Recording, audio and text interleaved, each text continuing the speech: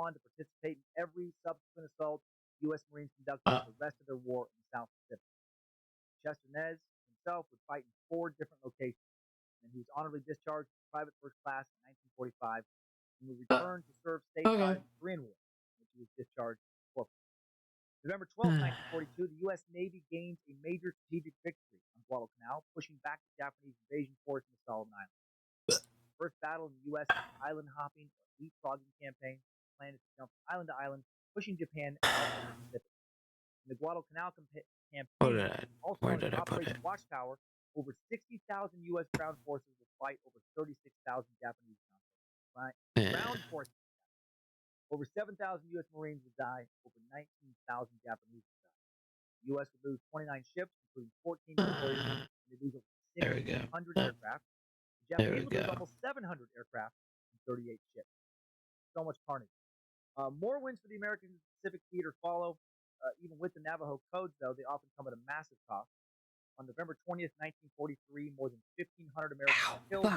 Still fucking hurts. The brutal battle of Tarawa. Basically a chemical burn. Despite the losses, U.S. troops beat the Japanese and the conscripted Korean laborers.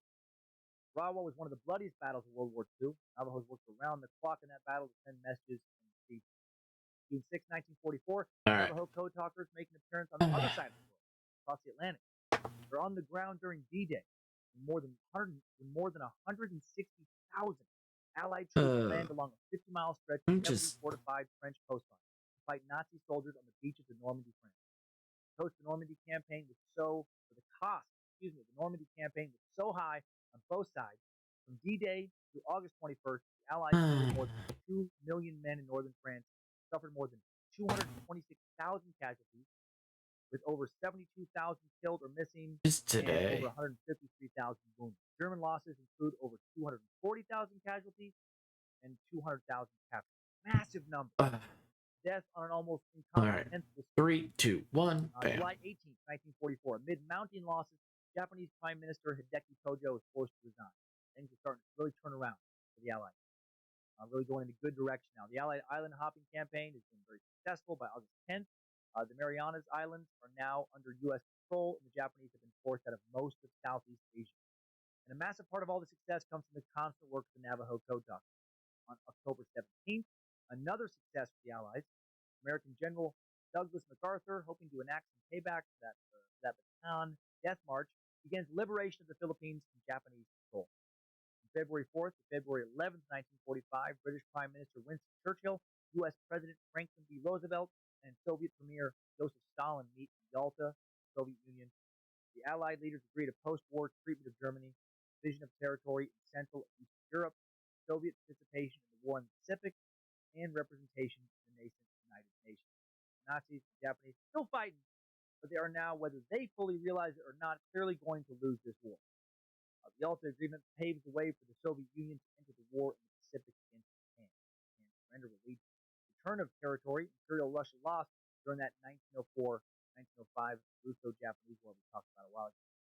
From February 19th to March 26, 1945, American Marines fight for control of the island of Iwo Jima. The battle is one of the bloodiest in Marine Corps history, killing nearly 7,000 U.S. Marines and more than 20,000 Japanese soldiers in 36 days of fighting.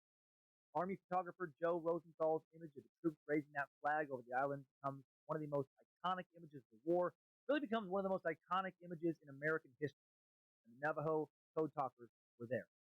Navajo code talkers aided Marines in their assault on Iwo Jima by decoding over 800 messages, all of them accurately, none of them intercepted. Major Howard Connor, 5th Marine Division Signal Officer, credited the code talkers for doing a lot to assist the Marines in taking Iwo Jima. He felt that they would not have taken Iwo Jima without them. He had a half dozen of these specially trained Navajo Marines with him at all times. On April 12th, 1945, Harry S. Truman is sworn in as 33rd President of the U.S. following the death of Franklin Roosevelt. A couple weeks later, on April 30th, Adolf Hitler kills himself in his bunker, effectively bringing the European war to a close. How many cheered when they heard that Adolf Hitler killed himself? Maybe the most celebration ever over suicide? Possibly. Not probably. On June 15th, Navajo Code Talkers Dictionary is established by recruits from Camp Pendleton. A month later, on July 17th, the new UK Prime Minister Clement Attlee, the U.S. President Harry It's Truman fucking. and the Soviet Premier Joseph Stalin meet in Potsdam, Germany. The Potsdam Conference addresses the partition of Vietnam, the relocation of Germans from Eastern Europe, and post-war European borders. The Potsdam Conference also results in the Potsdam Declaration, an agreement between the UK, the US, and China. And the Potsdam Declaration calls for the immediate unconditional surrender of Japan, and Japan refuses. Death before dishonor, that Bushido Code, no surrender. On August 5th, the U.S. 20th Air Force flies over 12 Japanese cities, drops 720,000 pamphlets, warning their populations to surrender or face immediate devastation. Sadly, Japan still refuses to surrender. And the next day, August 6th, U.S. Army Air Force bomber Enola Gay drops the atomic bomb Little Boy on the Japanese city of Hiroshima.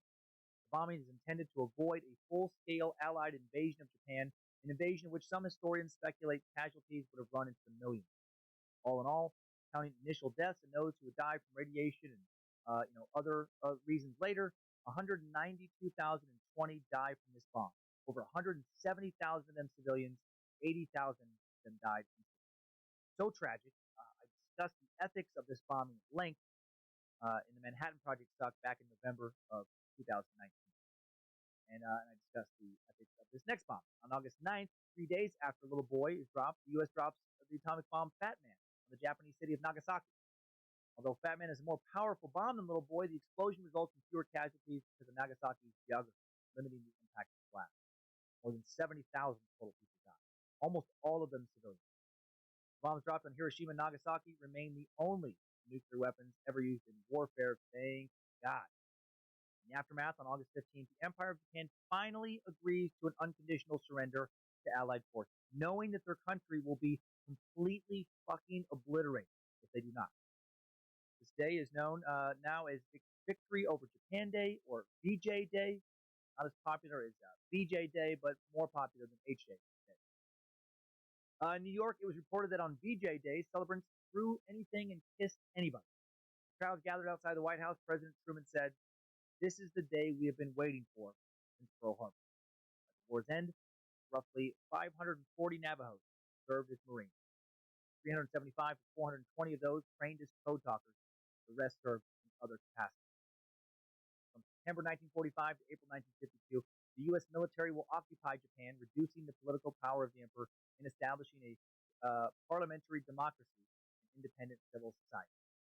On December 31st, 1946, President Truman declares, "Although a state of war still exists, it is at this time possible to declare, and I find it to be in the public interest to declare, that hostilities have terminated. Now, therefore, I, Harry S. Truman, President of the United States of America, do hereby proclaim the cessation of hostilities of World War II effective 12 o'clock I am being slow as shit. 1946. Incredible success Fuck of am I Navajo being slow? Code in the Pacific Theater. Deployment of the Navajo Code Talkers continued through the Korean War and after until it was ended in the Vietnam War early on, replaced by some technology I'll talk about later. The code those original 29 men developed never broken. Another important date now. February 12th, 1952. Michael motherfucking McDonald, born in Ferguson, suburb of St. Louis, Missouri. Years later, in both solo work and during his time with the Doobie Brothers, a number of undisputed timeless hits like Keep Forgetting, Every Time You're Near, and What a Fool Believes. He will also release the greatest commercial jingle ever crafted of all time, voted by everyone, in a 1991 Diet Coke commercial. What's that cool going on? What is it? Tell me. I don't know. Triple M, what is it? What is it? What is it? What does it taste of? No refreshment. What is it though? Oh, it's the real Diet Coke. Oh God.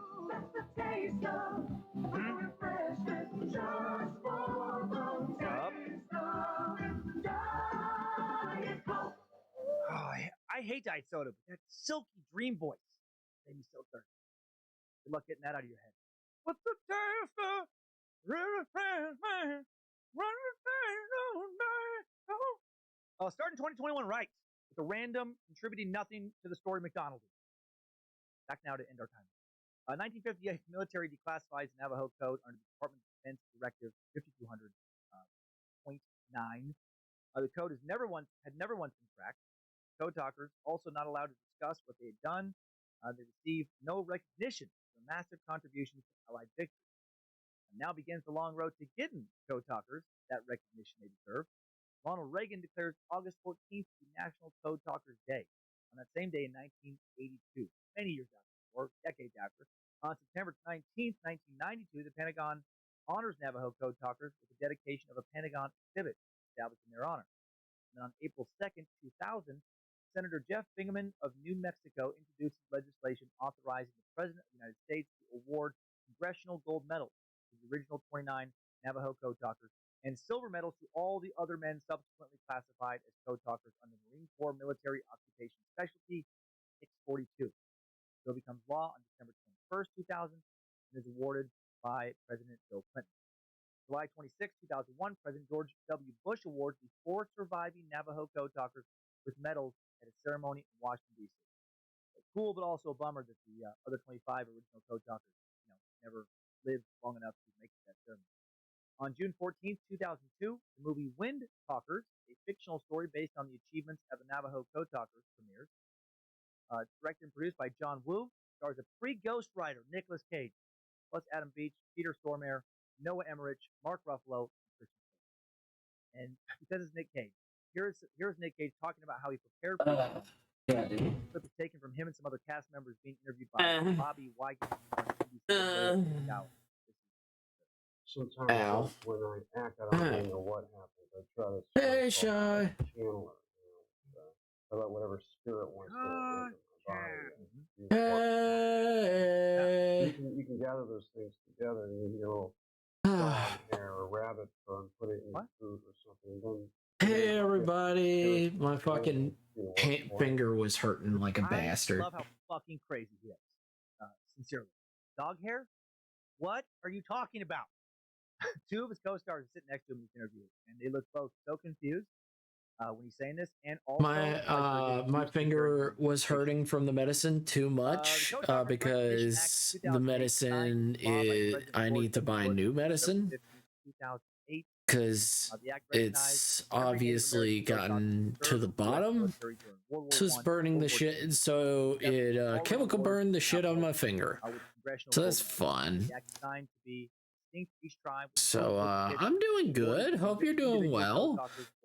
Hope everything is going well. I mean, it still hurts, but at least it hurts a little bit less. 2014, a last date in this timeline, Chester Nez passes away from kidney failure, age 93. Last surviving member of the original 29 Navajo Code Talkers. And that takes us out of today's time suck timeline.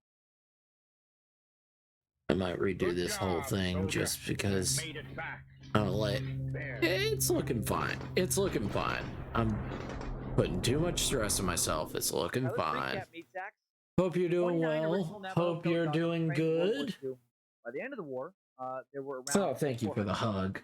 Hope you're doing well, Shy. Hope everything's been going okay. I hope everything hasn't been too bad. Tomorrow I'm off, so, could be worse. Sorry to hear that your finger is hurting. It's good to hear that you're doing good, though. I'm currently in bed sick. Same.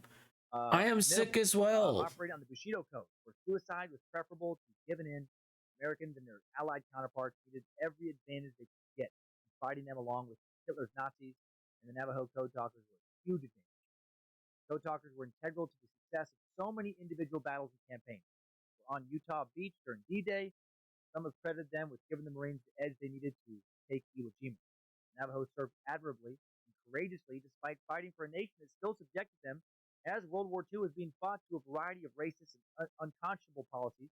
The boarding school system that hoped to eradicate their culture and language still continued operating in some parts of the nation as the Code Talkers fought in World War II. Ridiculous. Fought for a nation that had only just granted them full citizenship 2 decades earlier in 1924 with the Snyder Act. American Indians' right to vote would not be fully secured nationwide, this is insane to me, until the 1965 Voting Rights Act. This act, also known as the Indian Citizenship Act, declared all non-Indian citizens, or declared all non-citizen Indians born within the territorial limits of the United States. We're resetting it. We're resetting it. I don't like it. I don't like it at all. An act not passed until almost hey, Zara. decades after native code talkers. Thank you for the hug, Heathen. Yes, you needed the hug. I'm restarting it. Bro, I'm restarting it. Don't look at me, everybody. Don't like it. Don't like it. Don't like it. Don't like it. Don't like it. Don't like it. Restart. Now let's all right, quick restart. Again, one more time. All right, cool. Time Suck Top 5 Takeaways. Number 1. Do not perceive. When U.S. Marines needed an unbreakable code. Hello, Zara. Hope you're doing well. Hope you feel better. Is it a scratchy throat? Is it a scratchy throat or what? What's up? Beat out the Nazi Enigma machine. It's the only unbreakable code of the war. Number 3. Other American tribal languages were developed into codes during World War I, and native codes continued to be used by the U.S. military as late as the early phases of the Vietnam War. And then Nestor encryption devices replaced the code talkers. Damn computers taking human jobs. It's been happening for a while now. Nestor stands for Network of Expertise and Long-Term Storage of Digital Resources. These systems were developed by the National Security Administration. Number 4, despite the U.S. government's efforts to eradicate native languages from boarding schools or punish students for speaking in their mother tongue, it will be these languages that would help the U.S. government and the Allied forces achieve two World War nothing. How ironic.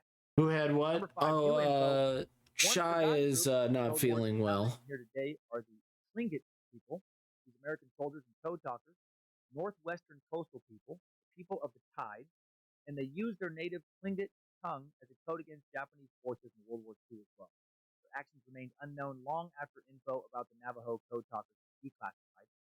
The memory of 5 deceased Tlingit code talkers was finally honored by the Alaska State Legislature less than 2 years ago, in March of 2019. And a lot of people in Alaska were surprised that no Tlingit code talkers ever existed. They had been ordered long ago not to talk about what they did, and they took their orders very seriously. All 5 men took their secrets to the grave. Not even their immediate families knew about it. One man, George Lewis Jr., was so quiet about the role he played in World War II, his own son, Ray Lewis, born shortly after the war, didn't even know his father served in the war. Didn't know he served in the military at all. He said his dad literally never talked about it. Ray said that there are no military records in the family to even indicate what branch Elder Lewis served in. So proud of him. Aw, hope you feel better. Me, I got a cold. I have a sore throat, and then Halls helped me for like a little bit. I have a cough and sore throat, and it helped me for a little bit, and then it did not. I took too many, and it did not. The problem with Halls. Starting off 2021, recognizing heroes, many of whom were not properly recognized while they still live or never recognized at all. Thank you, Space Scissors, for taking. Let's go.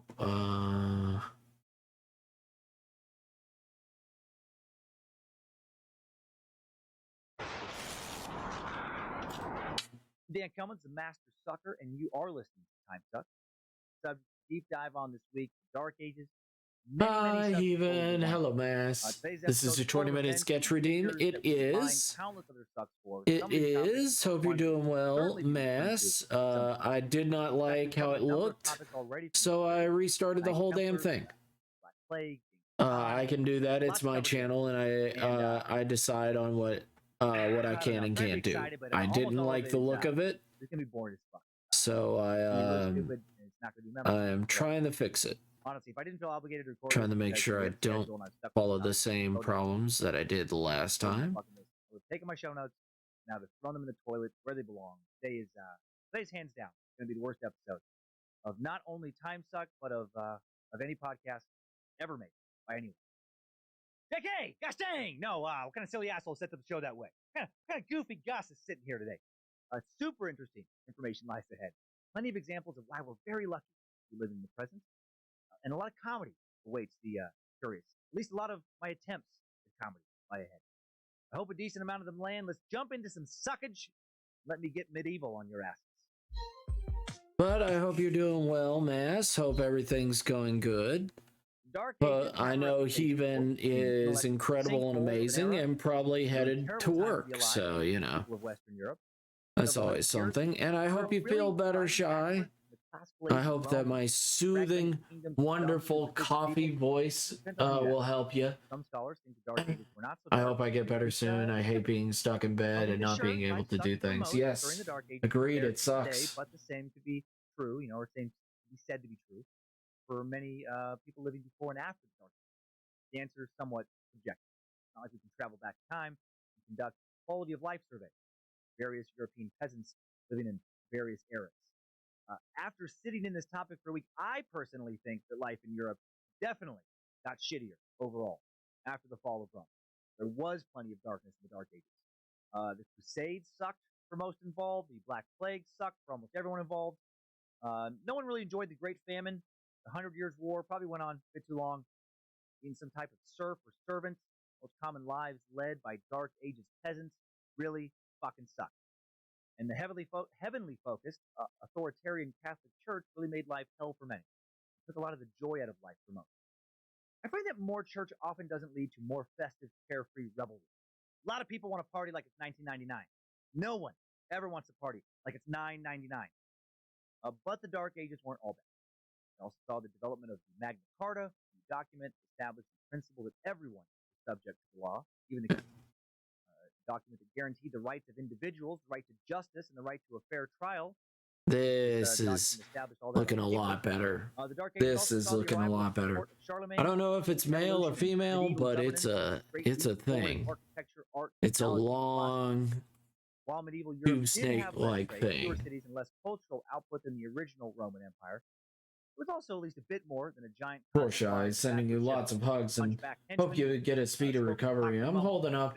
Just checking in real quick before get dragged by a friend to play. Hope you get better soon. Yeah. Better than that. With fewer powerful governments in the Dark Ages, wars were at least generally smaller. I have tomorrow off, so I'm gonna take it as a rest day. I'm gonna play my video game and I'm gonna enjoy myself. Rome's 28, so woohoo! 2 more years of filthy peasant life. If I stream during the day, that'll be fine. I'm not gonna be bothered by that. Seem different than me with pitchforks, perhaps. Just don't worry about it. Be tortured by my local heartless lord. Have another cannon fodder baby with my sister wife cousin. So many fun choices for the extra 2 years. But seriously, at least there was a wee bit less warfare in many parts of Europe. And that in some places, at least made the Dark Ages a little less bloody. So what kicked off the Dark Ages? I don't know if it's male or female, though. The fall of Rome. Let's look a bit at the rise and fall of the Roman Empire. The fall of Rome could easily fill a suck of its own, or several, an entire podcast series. We don't obviously, have time to dig that deep today. But to understand why the Dark Ages were considered so dark, we do need to understand, what it was that humanity lost. I hope that the dragons come back in Breath of the Wild 2 and make a real good comeback for them. This one is female. Oh, she's a lady. It's a lady. She's a lady. Earlier Italian civilizations. She's a lady. Isn't that the song? Roman's era as a monarchy ended in 509 BCE with the overthrow of its seventh king, Lucius Tarquinius. You're doing great, but health comes first. Yes. Superbus. True. And Superbus was a real tyrant. He waged too many wars, tricked and killed too many people. No one wanted any more kings after they got rid of that aspect. Rome became a republic. It meant property of the people. Sounds like a good day, yes. To a pair of annually elected magistrates called consuls. These consuls also served as commanders-in-chief in the army. Although they were elected by the people, isn't that the song? She's a lady. Patricians, or the descendants of the original senators from the time of Romulus, aka the ruling class, high society, royal bloodline folk, people born lucky with a silver spoon lineage. Politics in the early republic was marked by a long struggle between patricians and plebeians, aka common folk, who did eventually attain some political power. They got to have their own political bodies called tribunes, to initiate or veto legislation. There could be a lot more power than most medieval peasants would ever have during the Dark Ages. In 450 BCE, the first Roman law. I shall go, but keep up the great work, Goaty. Stay amazing. Have a lovely rest and stream of the red stream. Yes. Yes, that is a song. Thank you, Heathen. have Thank you. during Dark Ages, You're just like, but thousands of years yep, before the that's a dawn of the Dark song. Ages, the ancient Oh world's yeah. greatest civilization was growing more and more sophisticated. In 390 BCE, Rome is sacked and burned by the Gauls, with the Celtic people, continental Europe. Who you 5 listening to, entirely Heathen? Roman period. What's And the Romans, they didn't like that. what They were like, podcast are you "Fuck! listening to? I hate being I'm sacked and burned. listening to burned more this than I hate being jackass sacked." not being able to In a sing number a of years, song. Romans regrouped, took over the whole You of the know, Italian he's peninsula. drawing my character, Before but BCE, still. Kick those fucking Gauls out. And they further expanded their empire. Roman victories in the Punic Wars against Carthage, a large and powerful city-state in northern There should be Africa, no expanded their excuse. republic further. Rome's culture grew from its military might, benefiting greatly from contact with other advanced cultures that fought and generally conquered the Greeks. As Rome expanded, more and more peoples fell within the boundaries of its vast empire. And the Romans didn't just conquer and obliterate these people. They traded with them, studied with them, governed with them, intermarried with them. With all this mingling, their minds expanded, their cultures grew. Their culture. They built theaters and schools. The poor didn't always attend these schools, but at least some kids went to school where they studied philosophy, literature, mathematics, and more. First Roman literature appeared around 240 BCE. Scholars translated Greek classics into Latin, starting the process by which Romans would eventually adopt a lot of Greek art, philosophy, and religion. Romans likely opened Western Europe's first public library in Rome in 37 BCE. A long time into the Dark Ages before any libraries got going. Had Greek and Latin wings. Gaius Asinius Polio, Polio maybe? There's no pronunciation guide for this dude's name. A general lawyer. This song is called She's a Lady, and it's by Tom Jones. According to Roman historian Pliny, was the first to make men's talents public property. First century BCE also bore witness to one of history's greatest orators, Marcus Tullius Cicero, and the rise and fall of Julius Caesar and the rise of Augustus took Rome out of its republic period into its imperial period, where Rome would be led by an emperor, co-emperor. Leadership of this dynasty allowed for 2 full centuries of relative peace and prosperity. Augustus's dynasty would end with Nero, who ruled from 54 CE to 68 CE. 50 years after Nero's death, she looks pretty chill. She looks pretty chill right now. Million square kilometers. She probably won't blow you out of the fucking air. Million miles. How big is she? Even just how big is this? Is this lady? Over 16 times the size of modern Spain. The last of Rome's final Pax Romana emperors, an age of relative peace and stability for the Roman Empire that began with Augustus, was Marcus Aurelius, who ruled in the 2nd century CE. When Marcus fell ill and died near the battlefield at present-day Vienna, he broke with tradition of non-hereditary succession and named his 19-year-old son Hello, Zara. as his successor. Commodus' incompetence, his latter life, I would bring the Roman emperors to a disappointing end. All empires rise and fall, and the fall of Rome will usher in Europe's Dark Ages. During the 3rd century CE, Rome suffered from a cycle of near constant conflict. A total of 22 emperors took the throne. Like how big would you say this lady? The female's about 15 foot and the males are 20 feet. Oh man. Emperor's reigns hot damn. Less than 2 years. They're pretty big. Turbulent. Recently, pretty big. Big. On 3rd century Rome. Pretty check this big. out. 38 CE, Gordian I and his son Gordian II take the throne after the previous dude, Maximinus Thrax, is killed by his own troops. 3 weeks later, co-emperor Gordian I killed himself after hearing that his son, co-emperor Gordian II, has been killed in battle. Enter Pupienus, that's his name, who rules for 3 months alongside Emperor Balbinus before being tortured and killed by Roman soldiers, Praetorian Guard. 5 rulers dead in just over 6 months. All either committed suicide, were murdered, or were killed in battle. 2 of them tortured and then murdered. And yes, one of their names was basically Pupienus. Imagine if they had TV back then. That's what I was thinking about when I first was reading all these historical atrocities. Imagine if they had TV back then, and just constant 24-hour news coverage. Think about how crazy breaking stories would have been. Does she have bottom legs? Horrific shit happening. Hello and welcome to Roman Nightly News. I'm sensationalist Maximus, and oh my Jupiter, do I have a breaking story for you. This just in. Rome lost 2 more emperors minutes ago after Emperor Balbinus and Emperor Pupienus were publicly assassinated by the Praetorian Guard. Both men were literally dragged naked into the street from the royal palace and tortured and brutally hacked to death. Checking in now with our correspondent on the street, time-traveling Karen, for more updates. Are these people serious, Maximus? 2 emperors were just tortured and murdered in the fucking street. What? Oh my god. When in Rome, No, the you female apparently lose stone. all sense Okay. of decency. Where are these Praetorian guards? You don't just do that. Not on my watch. I want to speak to their Praetorian manager. Excuse me, guy with the funny hat. Excuse me, hey, get your hands off of me. Ow, that sword hurts, dick. Oh my god. Oh my. Karen has been dragged into the street and it appears she may soon be executed. That's all for this Roman Nightly News update. We'll continue to cover this developing story. More But what you been drawing, Zara? on the hour. Wonder what you've been up to. During this You can crisis, let me leadership, know. I would external love threats to began know. Take a heavy toll on Rome, including continuing aggression from Germans and Parthians and raids by the Goths. The reign of Diocletian from 284 CE to 305 CE temporarily restored peace and prosperity in Rome, but at a high cost to the unity of the empire. Diocletian decided to share his title of emperor with Maximian. He felt that the Roman Empire was too big to be ruled by one emperor from one place and divided it into the east and the west.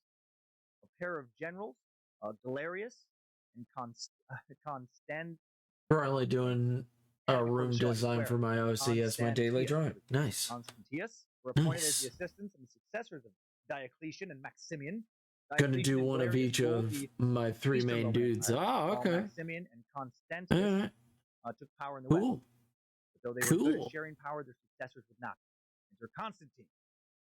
Constantine emerged from the power struggle between Galerius, any of these guys be named fucking Frank and Ted, and Constantius as sole emperor of a reunified Rome in 324. He was actually Constantius's son.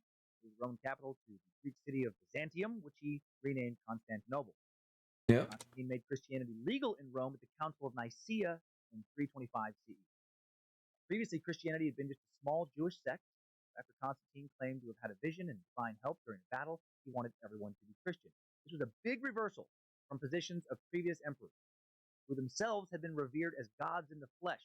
So the introduction of a Christian god wasn't really to their liking. Previously, Christians had been persecuted in Rome. In 380 CE, Emperor Theodosius takes Christianity from being legal to becoming the official state religion of Rome. And this change will have huge repercussions for all of Europe going forward. Many historians have speculated that the rise of Christianity helped lead, along with other factors, to the fall of Rome. How? Christianity displaced the previously polytheistic Roman religion, which viewed the emperor as one of the gods with divine status, a view that obviously added to the power the emperor wielded. Hard to argue with the living God. Now the new bishop of Rome is quickly becoming the most powerful ruler in the city. The bishop and the bishop alone speaks for the new God, the only God, not the emperor. The emperor just a dude now.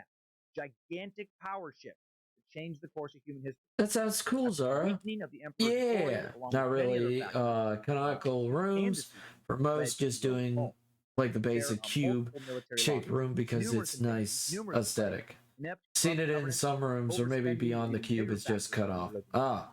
Would love to see what you've done. Hell yeah.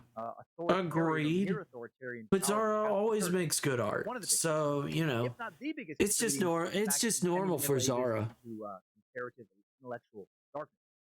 I mean, we've got some great artists. If you guys don't know, Zara, if you don't know, Fox is also a great artist. He's an amazing artist. Stupendous even. And if you also didn't know, Heaven's also a pretty dang great artist as well. She just has to get back on that horse. The economic cost of the turmoil was too high and quickly drained the state's resources, so the government increased taxes, which had the unintended effect of widening the already large gap between the rich and the poor. Further blow came in the 5th century CE when the Vandals, a Germanic tribe, claimed North Africa and began disrupting the empire's trade by prowling the Mediterranean as ancient pirates. Rome eventually collapsed under the weight of its bloated empire, losing its provinces one by one. Britain was lost around 410, Spain and North Africa gone by 430. Attila and his brutal Huns invaded Gaul. I go hide in a corner now, go being too sweet. The empire. And then I'm just being honest. Germanic prince. I'm just being honest. won control of the Roman Sorry, army. we have so many amazing artists. The last emperor, Romulus Augustus, Odoacer. Some of these things. Come on. Odoacer. There's a reason a lot of people are not currently naming their kids Odoacer. Fuck, dumb name. Sorry if you're naming that. Mad at your parents.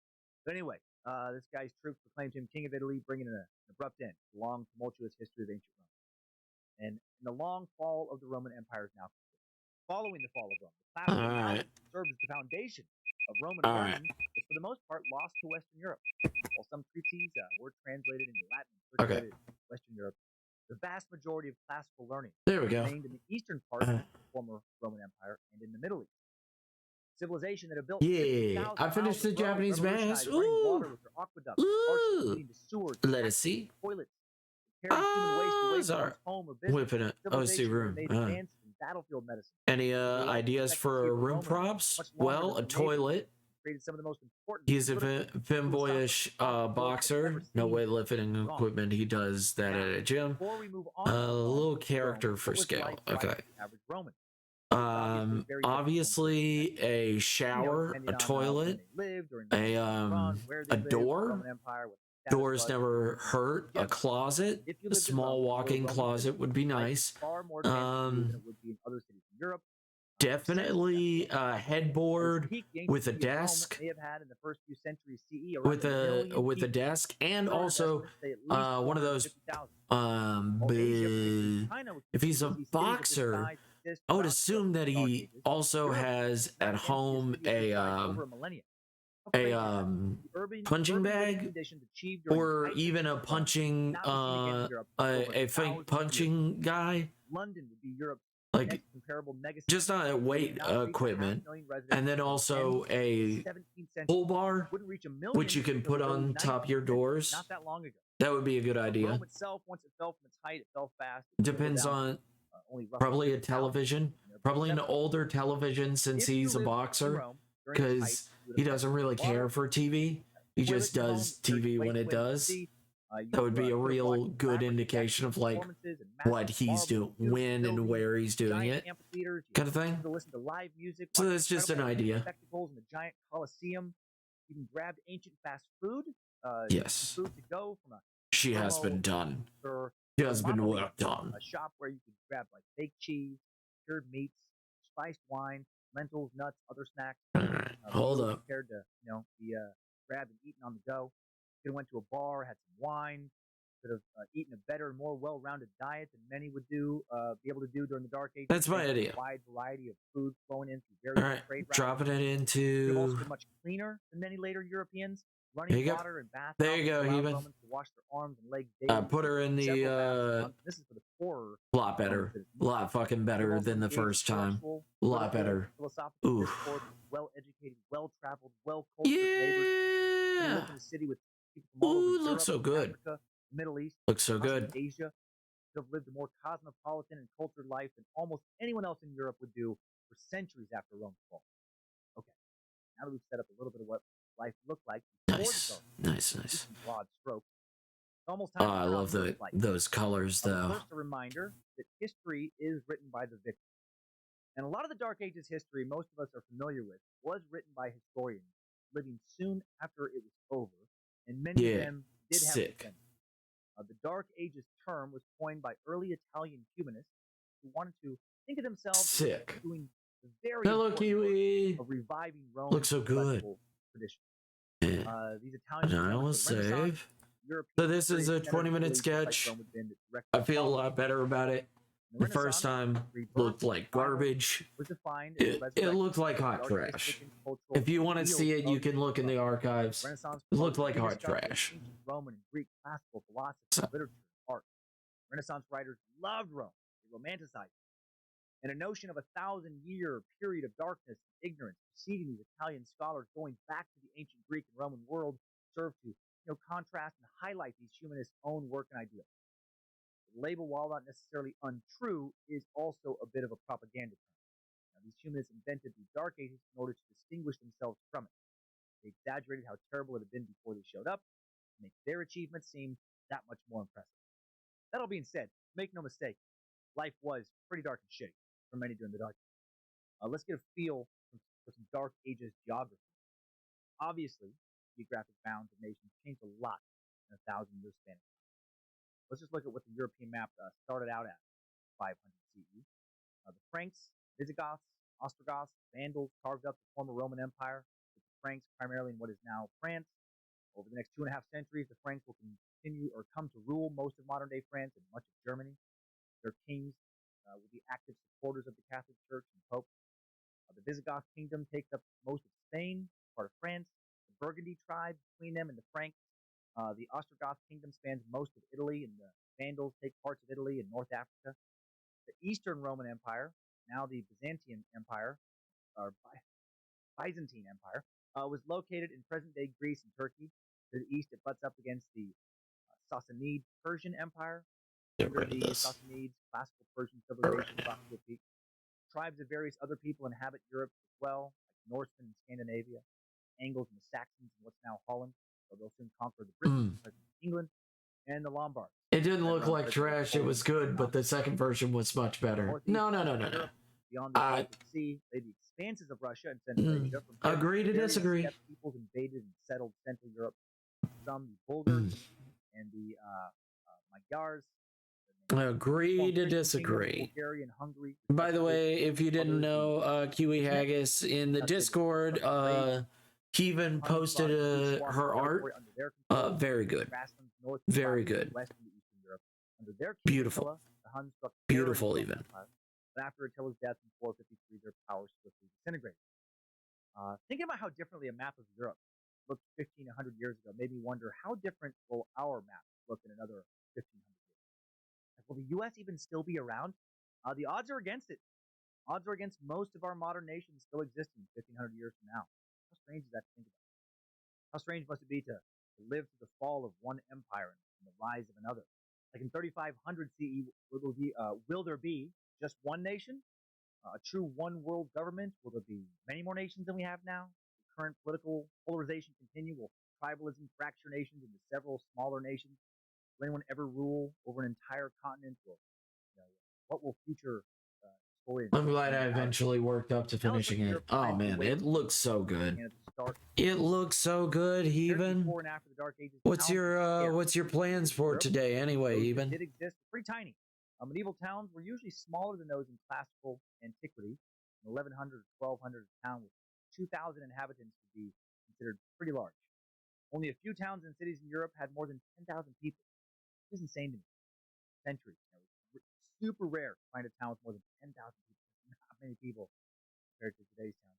And those with more than 50,000 were very, very rare. Even the city of Rome, the most important city in Western Europe, eventually dwindled down during the Dark Ages to around 30,000 people.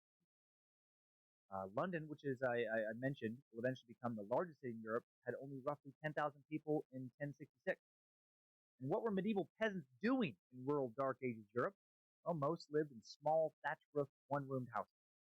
And oftentimes, many of these houses were grouped about an open space, green, or on both sides of a single narrow street. The population of these villages didn't often exceed, as we talked about, 100 people. Not enough people to allow for a wide variety. I got working a bit. No. Not gonna be many shops selling cool clothes. No, I hate it. Handy farm tools, weapons in a village of 80, 90 people. The life of the average peasant was one of a lot of hard work. Changed with the season. No, we hate Small animals required slaughtering during fall. It was not economic or practical. We hate animals during the winter. Meat was then preserved and salt. So much salt. No one gave two shits about hypertension back then. Bread was a mainstay of the medieval peasant. Corn, grain, cabbage, ale, cider. Also, commonly digested goods obtained from the local area. I doubt any of it tasted as good Me as too.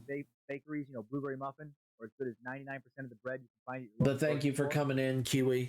Thank you for coming in, Zara. Original Hawaiian sweet rolls. Keep me updated. Right? Keep me posted. I don't know why I thought of those. We love hearing from you.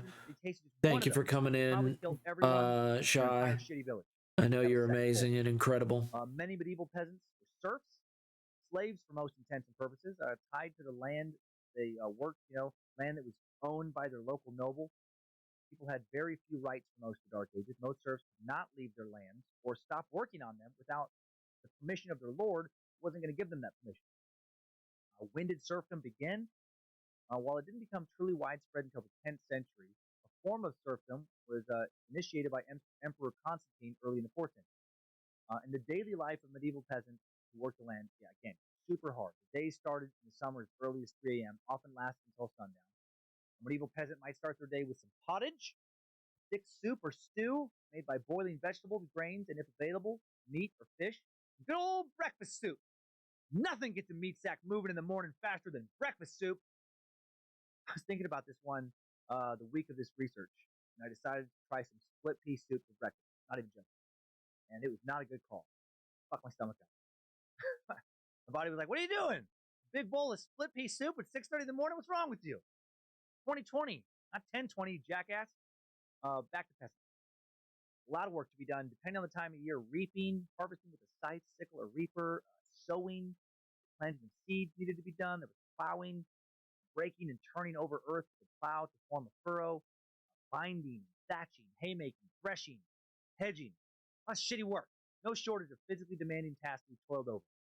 Men did most of this work. Women generally raised as many dirty kids as the couple could pop out before they died young. Kept their tiny house clean, helped in the fields when they could. Women churned butter, grew and harvested herbs and vegetables, made clothing for the family. Did all the cooking, ate when their husbands and children were finished, had very little leisure time. Also, they rarely bathed. More on that later. Some men and women worked directly for their lords in and around their castles. Servants and medieval peasants had to provide meals in the castles, undertake menial tasks for their lord and his family. Many of the medieval peasants who worked in the castles were women. Women who worked in the kitchen were expected to cook, clean, wait on the lord. Other medieval peasants worked jobs like stable hands to help with the horses and worked with kitchen staff. Horses had to be fed, groomed, stables had to be kept clean, that sort of thing. And what did all these peasants wear? I found this very interesting. I don't know what surprised me so much. Mostly they wore tunics, really shitty tunics. Their tunics were made either by folding over a long piece of fabric, typically wool, cutting a hole in the center of the fold for their neck, or by sewing two pieces of fabric together at the shoulders, leaving a gap for the neck. Sleeves, not always part of this garment, could be cut as part of the same piece of fabric, sewn, closed, or added later. Tunics fell to at least the thighs, so the But, garment might be called by different at names, least different times and everybody's places. here and enjoying Construction has been themselves. essentially the same I'm for gonna centuries get a in banky. many parts I'm of gonna Europe. get a So blankie. basically, poor peasants in Europe living in the Dark Ages wore the equivalent of fucking garbage bags, holes cut out for arms in their head. Yep. Like they wore something not really that much better or more comfortable than a burlap potato sack with arm and head holes. Dudes would wear thigh-length tunics, and the women would wear ankle-length tunics. Banky. Like I mentioned, these tunics were made of wool, Banky. cheap, crudely Ba-da-da-da-da-da. crafted wool. I'm You gonna ever get a worn cheap banky. wool? It Get a fucking sucks banky. so bad. It's Ba-da-da-da-da-da. super itchy. It's always too hot. It does not breathe. Well, guys, if you Poor want to get Romans had also snuggly worn as tunics well, centuries come on. before, but they wore nicer It's tunics. okay. By the It's mid-Republic, their cool to tunics get were made out of snuggly linen instead of with wool. the go. Linen, way less itchy, far more breathable. So giant step backwards clothing-wise, heading into the Dark Ages when it came to overall tunic comfort. Now let's talk about church. How did church change European lives during the Dark Ages? Yagli. Changed their life so much. Yes. Ancient Romans before Christianity, they really didn't go to church. They occasionally visited shrines, dedicated to various gods. They had shrines set up in their homes to offer sacrifices, pay tributes to various gods, but they didn't really go to church and listen to sermons every week. The priests and priestesses of various gods didn't have that much influence over the daily life of the average citizen. Romans didn't worry about their local priest, local priest of Jupiter showing up at their house, accusing them of being a devil witch, having them burned to the stake. You could be executed for some bullshit in Rome for sure.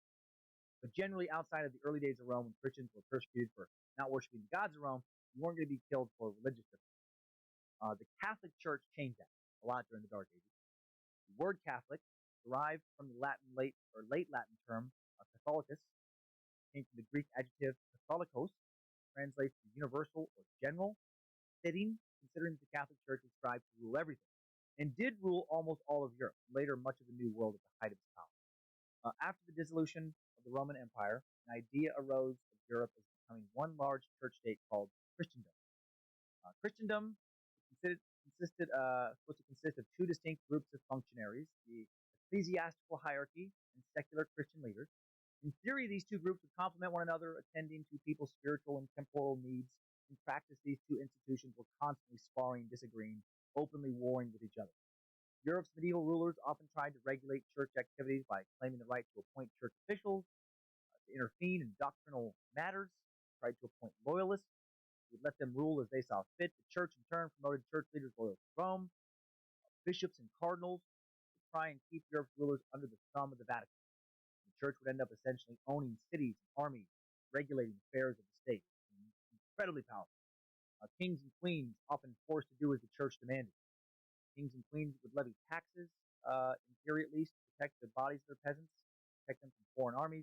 The church also would levy taxes now against you in medieval Europe, tithes collected in theory to protect your soul. King could threaten to not protect you in times of war if you didn't pay, or torture, or execute you. The king had serious power to wield over you.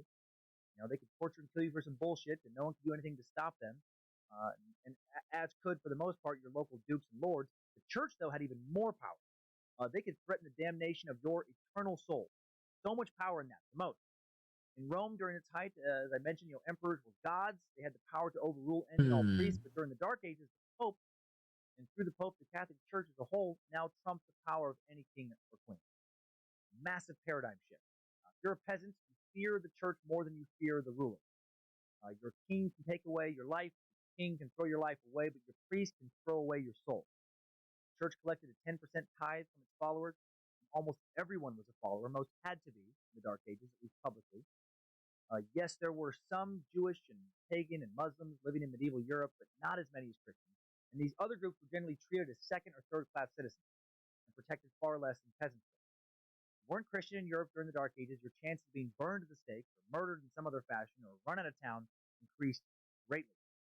As the Dark Ages wore on, more and more of Europe became Christian, and people were raised to fear the Christian God from childhood. And that fear gave the church so much fucking power. I know I keep saying that. It's so true. And echoes of this early power still reverberating around the world. When I was thinking about this while compiling notes, I imagined medieval peasants behind on their tithes, getting an actual bill, like one we get today from like cable provider, someone else we owe money to. Reminder: your spiritual account is 30 days past due. If you do not receive your tithe balance in 10 business days, we will be forced to terminate your ability to live forever in heaven with your family and our Lord. Failure to pay will result in your spiritual account being referred to a collection agency. Once your spiritual account is 90 days past due, it will then be handed directly over to Satan. Beelzebub and his demon minions will then spend a subsequent eternity chewing on your soul, burning you alive over and over as you wail in anguish forever and ever. Amen. Please see Father Wilson at your earliest convenience within 10 working days to settle your spiritual account, avoid excommunication, and once again be welcomed into God's grace. So, you risk burning in hell if you didn't pay your tithes to church. You paid other taxes to medieval monarchs. Lords were supposed to protect you from foreign invaders. Hey, Floof. Needed. If foreign invaders showed up, you didn't make it inside the castle walls fast enough, fucking dead, captured, forced to work for, be taxed by some other asshole now. You pay taxes to your king, you pay taxes to the church, you pay taxes to the nobleman between you and the king, and you really got little to nothing in return. Feudalism was terrible to peasants. Landless peasants toiling away for their entire lives, their noblemen, who the king had given large pieces of land to in exchange for the loyalty of the nobleman's army, an army that would help defend his kingdom, an army often composed of peasants. Noblemen employed these serf stacks to work the land, with most of the fruits of their labor going back to the nobleman, and some of that money bumped up to the king. And the church also got some money from noblemen as well. Medieval serfdom was like a big MLM, big multi-level marketing scheme. That as a peasant, you had zero chance of moving up from the bottom level to the top. Pretty dismal life. The lack of personal freedoms would inspire a number of would-be thought criminals to form counter movements and secret societies. Illuminati! And their early visions of rights and liberties would inspire later Renaissance and Enlightenment thinkers. The Catholic Church was the focal point of medieval society. What culture did exist in the Dark Ages often revolved around it, mostly, almost entirely revolved around it. Gothic architecture was designed to inspire and intimidate the viewer into worshiping God. That architecture thrived. The Pope, who could undermine basically all civil authority in Europe, was effectively, Pain. social influencer. Going to work in a bit. Social influencer that mattered. No, I feel you, Floof. Me too. I feel you, Floof. I was there as well. But now, the rise of Islam. the Middle East. Following the death of I am Muhammad, now at a break. 32 I CE, am Islam enjoying a quickly, little bit of a really quickly break. spread throughout the Middle East, with Muslim forces conquering kingdoms and establishing authority of their new religion. By the late 7th and 8th century, Muslim conquest expanded. I have a day Turkey off. and Spain. They expanded out of their homeland in Arabia and conquered the rich Egyptian provinces. But I'm also sick, so that's good. If it's not one thing, it's another. The Catholic Church had a complicated relationship with science and reason. They didn't want anyone coming for their worldview. Muslim scholars translated Greek texts and made important advances in mathematics and science. They even introduced the game of chess to Europe. Knowledge and science and medicine in the Islamic world was far more sophisticated than Western Europe during the Dark Ages. The Muslims boasted the biggest city in Western Europe during the Dark Ages. In the 10th century, the Muslim city of Cordoba, Spain, the largest, greatest city in Europe, somewhere between 100,000 and 400,000 people. No other city in Europe exceeded 50,000 at that time. Cordoba boasted paved streets, a form of public lighting, luxurious villas with indoor plumbing, patios, gardens, fountains, refreshing oases against noise and blistering summer heat. But I mean, you get to hang out with me for even just a little bit. It's civilized air and could be worse. Christians all mingling together. Cordoba enjoyed a booming economy thanks to its skilled artisans and agricultural. That's the biggest thing, is that I gotta make sure to remember that about this. You know what I mean? That orange, lemon, lime, this figs, pomegranate exists. Almonds, how much I have of it. Spinach, sugarcane. And the Catholics conquered it in the 13th how much century. I have of a page to work in. By the 18th century, only around 20,000 still be living in that sleepy city. At its height, Cordoba was the capital of the Caliphate of Cordoba, part of the Umayyad dynasty. At its height in the 8th century, this dynasty ruled all of northern Africa, lied along the Mediterranean, nearly all of the Iberian Peninsula, modern Spain, Portugal, the entire Middle East, part of modern-day Turkey, modern-day Iran, Turkmenistan, part of Afghanistan, and more. And one of several powerful Islamic states. The Abbasid Caliphate overthrew most of the Umayyads in 750 CE. The Abbasids, like any conquering medieval empire, were brutal. Sometime in 750 CE, they had a banquet of blood to complete their overthrow of the Umayyads. Over 80 Umayyad family members invited to a grand feast on the pretext of reconciliation, given their desperate status and hope for fair surrendering terms. Apparently, all of the invitees ceremoniously made their way to the Palestinian town of Abu Futra. Once the feasting and festivities were done, almost all of the princes were remorselessly clubbed to death by the Abbasids, eliminating the possibility of Umayyad return to a caliphate power. Very Game of Thrones. No one could fully defeat the Abbasids until the Mongols in 1258. The Abbasids were more open to foreigners and their ideas. That tolerance and curiosity ushered in a golden age of Islamic learning centered in Baghdad. The Abbasids oversaw an efflorescence of culture unlike anything that had been seen since Hellenistic times. Arabic replaced Greek not only as the language of commerce and religion, but also of culture, philosophy, medicine, poetry, written in Arabic. Baghdad was the world center of scholarship with its house of wisdom and immense library. Muslim scholars translated the works of the Greek philosophers, including Aristotle and Plato, as well as scientific works by Hippocrates, Archimedes. They translated and preserved Buddhist and Hindu manuscripts that might have otherwise been lost. Muslim mathematicians expanded math to such a degree that we now call the base 10-number system and the symbols we use to denote it Arabic numerals. And religion was at least part of what pushed all that learning forward, like the great philosopher Ibn Rushd, probably butchering his name, argued that the only path to religious enlightenment was through Aristotelian reasoning. And Muslim mathematicians and astronomers developed algebra partly so they could simplify Islamic inheritance law. Plus, they made important strides in trigonometry so that people understand where to turn and trying to turn towards Mecca. In the Islamic world, for a period, science and religion actually worked very well together. There's a lot of intellectual progress being made in the Islamic State. Life was also brutal for many of the people living in that Islamic medieval world. I pointed out how harsh life was for the Christian peasant, only fair to point out that it wasn't a walk in the park for the Islamic commoner either. Slaves were commonplace in the caliphate. Non-Muslims had to pay additional taxes to live and work in the caliphate. They often had to wear clothing that would distinguish them from Muslims, so everyone could visually see who the second-class citizens were. Women had it especially rough. Harems were common for important men. Those harems comprised of sexual slaves. Criminal punishment, very severe. Criminals stoned to death. And these Muslim theocracies operated on Sharia law. Thieves, for example, would have their hands cut off. Life was great in certain cities, like Cordoba for some, brutal for many others. Also, the rise of Islam led to a lot of bloodshed in its wars with Christians. Islam's expansion did not sit well with many European Christians in the Dark Ages. On November 27, 1095, Pope Urban II called upon Christians to go to war against Muslims in an event that has become known as the Crusades. Touched on the Crusades in our two-part suck on the Knights Templar a few years back. The Crusades would last from 1095 all the way into the 15th century in some form, occurring in waves. Anywhere from 2 to 6 million people would die in the Crusades. The goal of the First Crusade was to recover the Holy Land from Islamic occupation, specifically Jerusalem. The First Crusade largely successful, but then subsequent crusades saw varying degrees of success and failure. And eventually they failed altogether, and the Muslims reclaimed the Holy Land.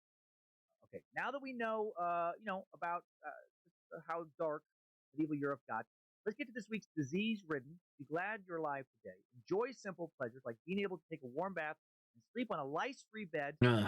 Really, get into the details of the Dark Ages in this time suck timeline. Strap on those boots, soldier.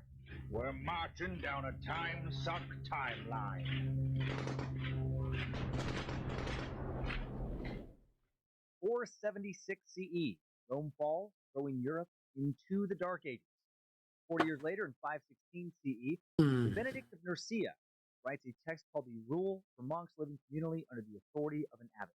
The rule comprises 73 short chapters. Its wisdom in quotes, is twofold: spiritual, how to live a Christ-centric life on earth, and also administrative, how to run a monastery efficiently. The rule, kind of written constitution laying out standards for the monastery and congregation and limiting the abbot's authority according to these standards, spreads across Europe, eventually becoming the model for most Western monasteries throughout the Dark Ages. Finally, I also don't like that Sunday is so quiet for me. I'm so quiet during Sundays. Manual, as well as intellectual and spiritual labor. I'm very quiet during Sundays. I don't know why. Of the Protestant book. And I looked into this book a little bit, and it sounds fucking terrible.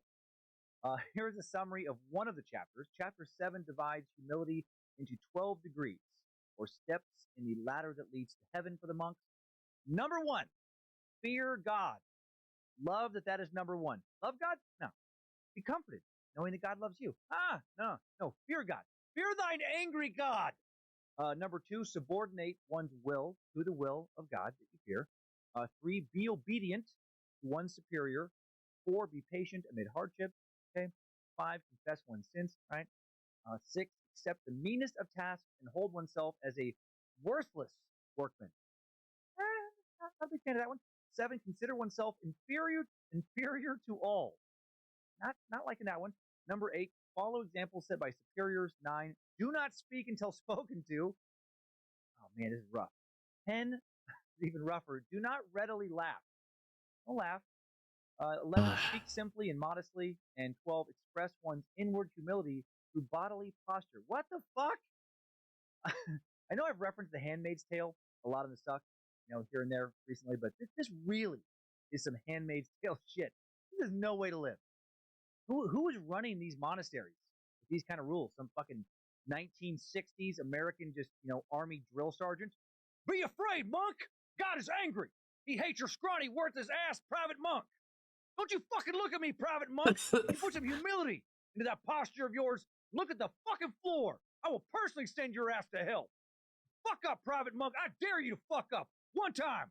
Satan is all around you, waiting to snag your soul for readily laughing! You fucking monk maggot!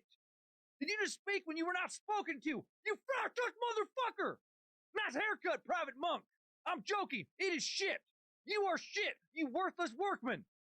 Did I just smell you taking pride in your life, you fucking worm?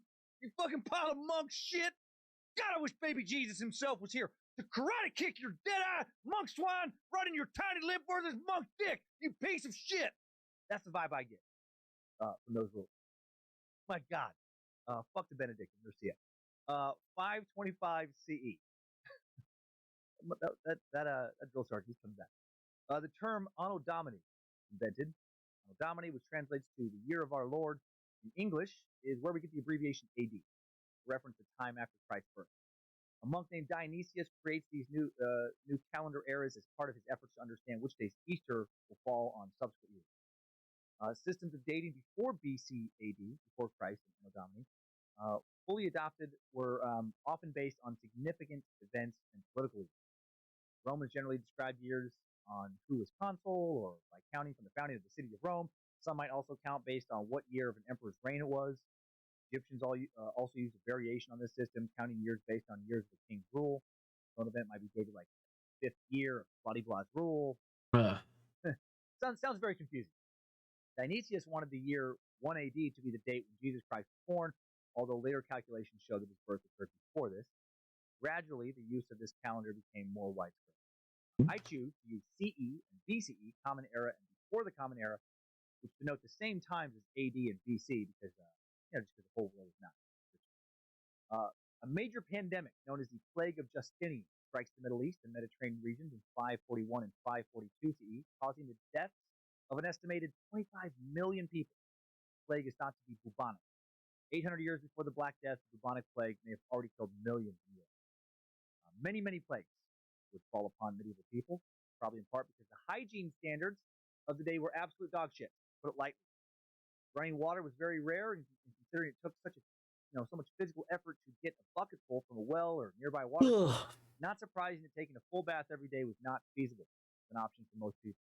Monks, for example, were typically prohibited from taking more than 2 or 3 baths in a year in their monasteries. Of course they were. Of course they were denied that. What's that, you monk maggot? You used to say you wanted a bath? Didn't you just take one 3 months ago? You fucking diva! Well, lati fucking da! Should I grab some lavender and rose petals? Private diva monk! Want me to wash your back and scrub your balls? You uppity monk maggot fuck! Get out! Get out of this monastery! Go starve in the cold! Go bathe yourself in a frozen pond and go to hell, you private monk maggot motherfucker! Jesus hates you and so do I! I don't know why you got southern. A lord might have a padded bath. I'm at least cracking myself up thinking about some abbot screaming these monks. A lord might have a padded bath for extra comfort, usually travel with one. Such was the uncertainty of finding the convenience of a bath on one's travels. It was so pleasant rare. Lords could take as many baths as they liked. Much better to be a dark age as a lord than a monk. The vast majority of peasants made do with a quick swill of cold water, scooped up from the local creek or spring or well. While a full bath was very rare for peasants, it was common practice for many to wash at least their face and hands in the morning. That was primarily to get rid of the fleas and lice off of their faces and hands that was left over from the bedding that they'd slept on the night before. Yep. Can't always kill those fleas and lice, but you can drown a few each morning. It's also horribly sad. Rarely changed straw bedding was a particular paradise for vermin like lice and fleas, even though some preventative measures were taken by peasants, such as mixing herbs and flowers like basil, chamomile, lavender, mint into the straw. Peasants did at least have, generally clean hands. I mean, I think sulfur is pretty good for it, but they might not have had sulfur. Common convention to wash hands before and after eating. But I see. Wash and towel because cold water, no real soap, washing some turkey grease off your hands best you could. Wiping your hands on your shitty wool tunic when you were done, and then going down and lay on your bed of mattress lice straw. Just using cold water to wash their hands. Peasants also would drink water. That's hay fever, skin redness, dandruff, scaly and red skin patches, and itchy skin infection caused by mites. Place. Even if you can't, peasants didn't avoid drinking water altogether. When did we made them sick? They did try to avoid dirty water. They also did drink from wells and clean streams. But teeth. What a dark age's sad sacks clean with teeth. Teeth were cleaned using twigs. I love that. Twigs, especially hazel. I get a nice hazel twig for teeth. 1777. Well, dark ages couldn't have had sulfur. I was like, wait, isn't sulfur a great way to get rid of lice and mites and stuff like that? Oh well. Can't have that now. That was what I mean. A lot of people. We didn't find it until the 17th century. Oral hygiene habits Ooh, were scrubbing their oops. teeth with hazel twigs and wool. No way that could have worked out very well. Toothpaste were made of stuff like ground sage mixed with salt crystals, or powdered charcoal from rosemary stems, or crushed pepper, mint, rock salt combination. All of this is really ruining the sexy medieval maiden fantasy. I may have run through my head a time like that. Why Lucifina? Were sexy, buxom peasant women they really this dirty and stinky? They might not have been this bad. Archaeological records show less tooth decay in the teeth of medieval peasants than today's people, actually. While they didn't have toothpaste, they also weren't eating tons of processed sugar. Yeah. They weren't eating any. And medieval peasants, those who could afford it, had mouthwashes made from herbs and spices, steeped in wine and vinegar, mint, majoram, cinnamon, also popular. People chewed on fennel seeds, parsley, cloves. It's my fantasy can kind of live on. Some peasants were not, dirty, filthy monsters, but I bet a lot. On to more hygiene.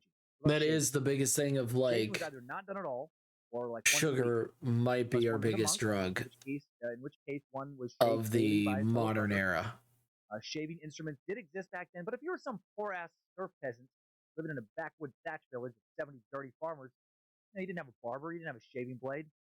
You just had to live with some scraggly beard full of fleas and lice and shit. Maybe a couple birds, nested in there. Maybe a family of chipmunks. I'll talk about toilets. In villages or on manor estates, the peasantry used a cesspit, big communal outhouse. Their own waste might then be taken and spread across their fields and fertilized. Or sometimes you had a little hole that you dug yourself, a little mini cesspit. Sat on a bench or something, crude version of an outhouse. Chamber pots were used at night or when it was cold. And you empty the chamber pot into the cesspit, a little shithole, and maybe you didn't wash your hands. Awesome. Also, you didn't really wipe your ass. Without toilet paper or really paper of any kind, people had to make do with a handful of hay, grass, straw, or moss. Toilet life for rural dark ages serfs. It was like going camping today. If you went to a campground that had no bathroom, and you forgot to bring toilet paper, you forgot to bring soap, you didn't have any way to boil water, and instead of just like staying for the night or over the weekend, you stay for the rest of your fucking life. Toilet life is a little bit better in castles. Toilets in the castle, also known as privies or latrines, at least had the waste channeled down into a cesspit at the foot of the castle walls or into the moat. Sometimes it would end up being funneled into the moat, which is an added defensive measure, not talked about much in military history or shown in a lot of medieval films. The moats were full of human shit. How much do those moats smell? Sometimes castle toilets might empty into a channel, which would then be regularly flushed with water from like a diverted stream.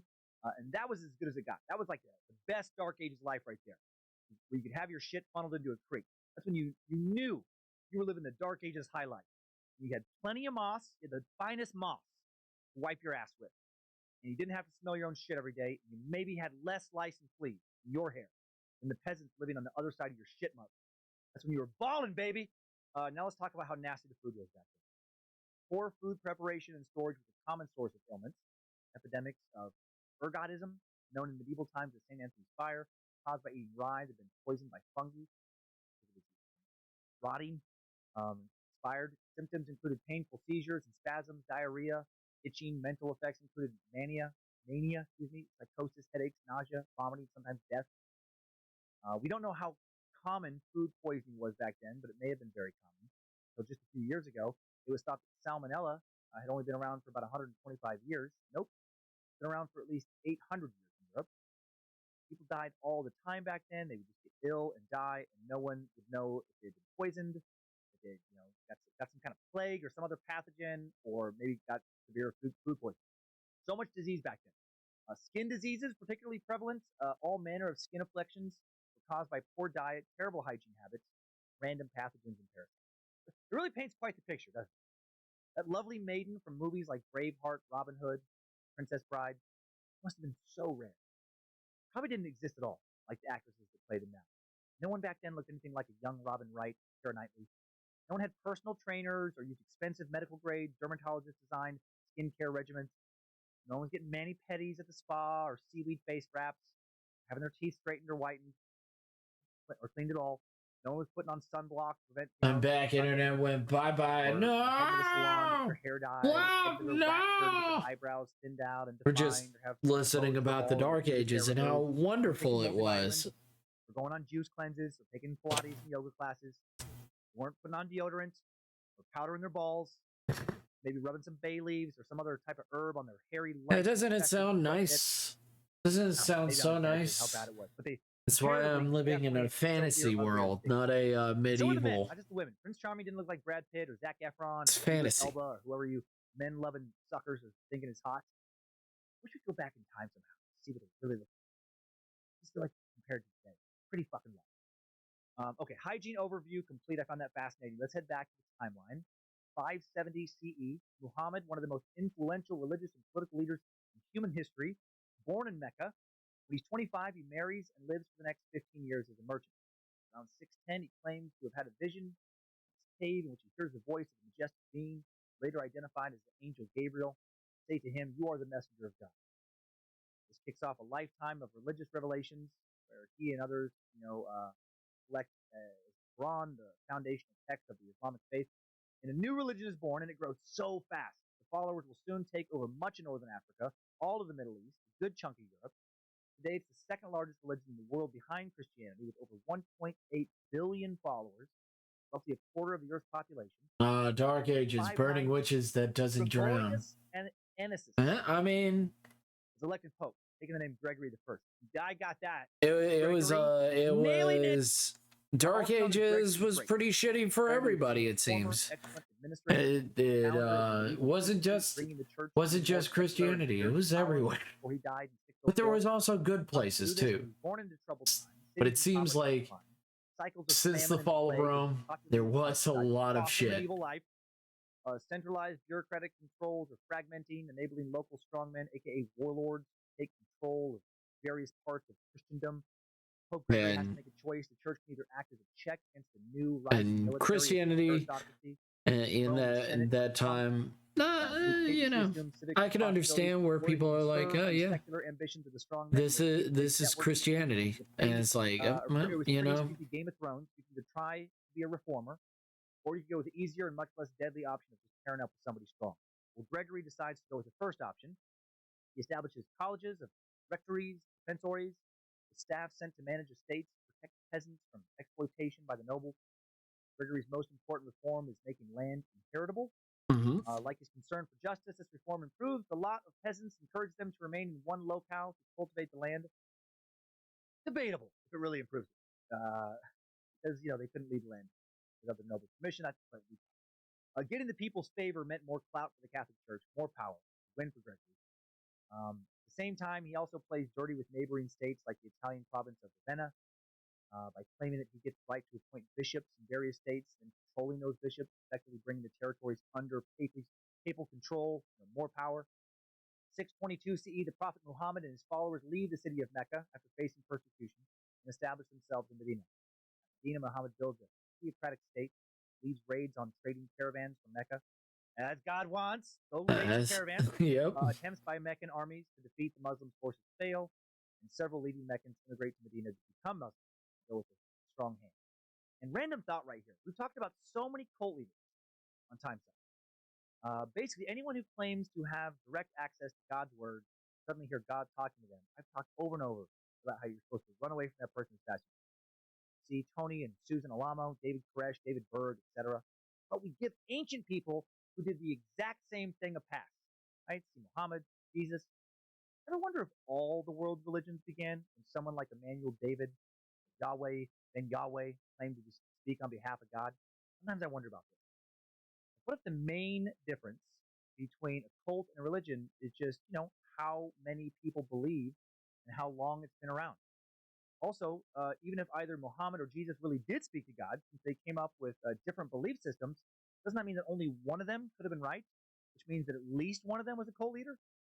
And finally, if A, God is real, B, God does speak on earth through a prophet, and C, what if none of the ancient prophets were the real prophets? What if some modern prophet I've already labeled as a cult leader was actually God's true prophet?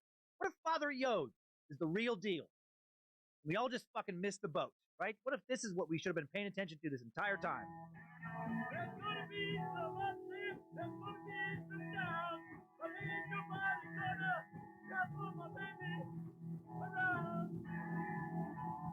that was the true word of God? What if that was the true word of God? Just wanted to share. Yeah, no, it does. Agreed.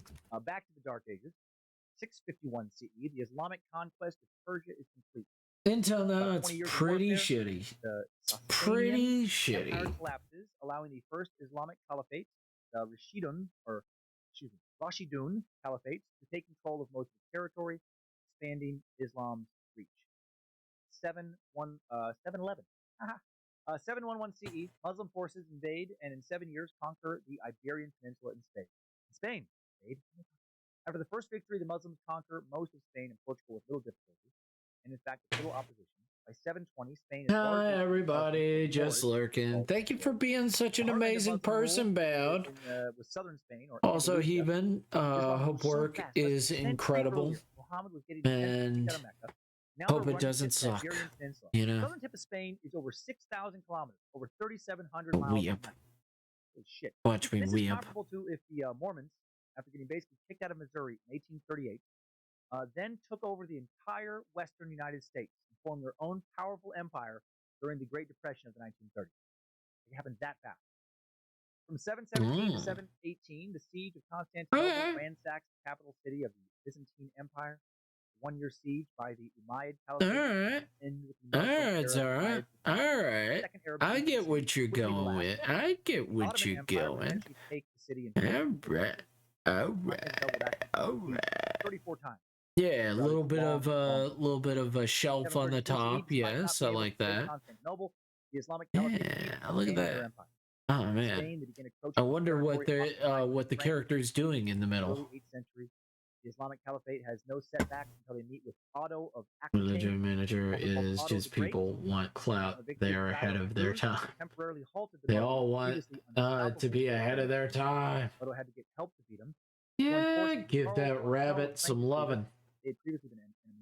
I hope it's so too, but it probably will. Depends what supervisor did over the weekend. Oh no. Oh no. Northeastern France in October of 732. Charles Martel and his forces fight Abdul Rahman al. They are chilling out in their room? Charles' forces are well trained. They are chilling out in their room just being like, oh man. The ancient Greek. Use the geography to his advantage, putting himself. I would love to see them in their own room. That would be nice, or in their bed, just chilling out. That'd be good. Several skirmishes with no clear victor. Then there's the like, what is that from? Fuck that me game where you play and then your Mii's. It's basically a more reason to try something different. The cavalry crashes into the Frankish auto version of Sims. Frankish troops withstood the attacks and lashed out hard whenever they're experienced. Yeah, that would be cute. Around the second day of fighting, just like if you have time. If you have time, Zara, I think that would be a cool idea because it reflects on their room reflects not only on them but on everything else. It's fun. Yeah, that game, it's fun. What was it called? Me Sports? No, that's not it.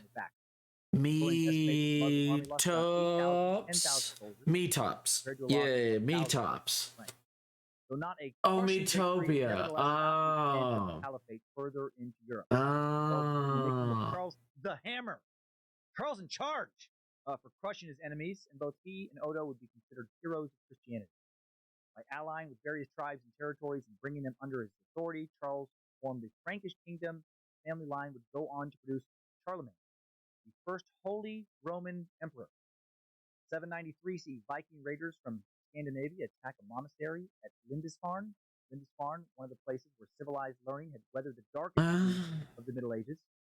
Thus began 2 centuries of terror as more invaders pour out of Scandinavia and spread throughout Europe. More on the Vikings. Check out Suck 135. Christmas Day, 800 CE, Charlemagne, also known as Charles the Great, crowned emperor. On Christmas Day, the Carolingian ruler, the family line of Charles the Hammer, Charles in charge, is crowned emperor of the Romans by Pope Leo III. First person. Charlemagne deserves. I hate that I'm very sleepy. One big thing he did. I'm gonna go 2.5 hours tonight. I'm gonna go 2.5 hours. Using the power of the church. period was known as the Carolingian Because Renaissance. I'm already fucking tired. I'm already burnt today. It's never good. He was a brutal man of war. You don't need to be working while you're too tired. The Frankish Empire covered most of Western Europe, and he instigated a revival of art, culture, and learning using the Catholic Church to transmit knowledge and education. He ordered the translation of many Latin texts and promoted astronomy, a field that he loved to study despite his own inability to read.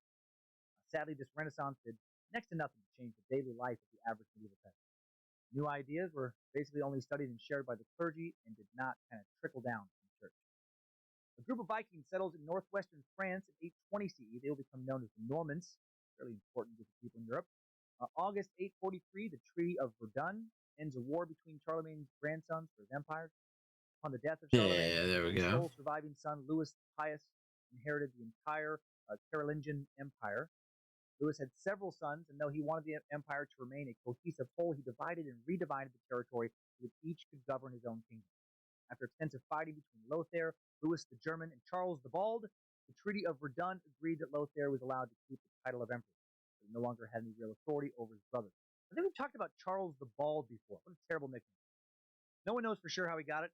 He actually is thought to have never had a full head of, or he's actually thought to have had a full head of hair. Some think he was actually extremely hairy, and the name was ironic, kind of like calling a big guy tiny. Bald may have also been a reference to him as a young man not owning any land. However he got the nickname, I doubt he loved it. I wouldn't be pumped to be introduced as Dan the Bald, Dan the Hairless, Dan the High and Thinning Hairline. No one wants a title like that.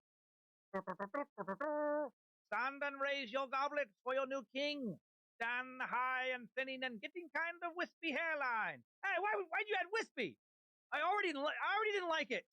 Now you're tossing in wispy.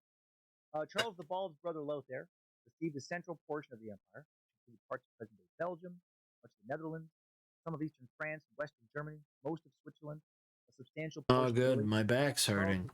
That's great. No, you're right. My back should be hurting. I was wondering if it was going to hurt, and now it does. Oh, goody. 862 CE, a Varangian chieftain named Rurik rises to power in what was called Rus and would later be Russia. Hello, Akra. Sadly, I'm at work taking a break. No! I'm loving the artwork, Meg. Thank you, Kiwi. Russia until the beginning of the 17th century. Lurker alert. Here you go.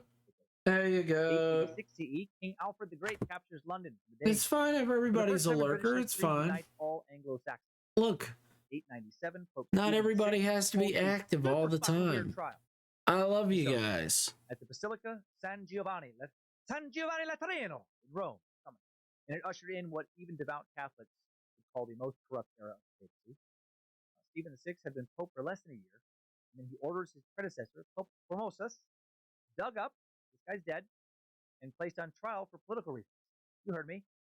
And have a dead guy put on trial. Yeah. Stephen VI's reason for desecrating this corpse could have been to shore up some political alliances with the faction hated Formosus. More likely, it was to cover up for the fact that Stephen was guilty of the same exact things he was accusing Formosus of. Formosus had made Stephen bishop of Rome, and Stephen had become bishop of Rome, title that comes with the papacy, while he still held that post, which I guess is a big no-no. Not how it's supposed to be done, didn't follow procedure. And if Formosus could be found guilty of that same crime, being a simultaneous bishop of two places, his actions would be null, and Stephen would have been a bishop, and who's elected pope. And there's more complicated reasons that really don't matter. This is just an entertaining moment here. In the history of medieval Europe. He might have just done this because he was fucking completely insane. How crazy is this trial? Dude has been dead for 7 months. Dig him up, dress him up in his papal robe, sit him in a pope chair, and then new Pope Stephen yells at this corpse, this rotting fucking corpse, for a bunch of other witnesses for hours. They even had a deacon appointed to speak on behalf of the corpse. How awkward for that guy. Formosus' rotting corpse is found guilty. He's stripped of his papal finery. Not done. Then, in front of everybody, Pope Stephen has his blessing fingers cut off. He wants a couple fingers cut off this guy. Then they rebury him. Still not done. Stephen has the body dug up again. Hope you have a good day, Flo. Some more. Then has the corpse thrown into the Tiber River. What the fuck? Again, imagine the news coverage something like this would get today. Hello and welcome back to Roman Nightly News. I'm Sensationalist Maximus, and oh my Jupiter, do I have another breaking story for you. This just in. Pope Stephen has found the rotting, long-dead corpse of former Pope Formosus guilty of wanting to still be Pope, or something like that. It's all honestly pretty confusing.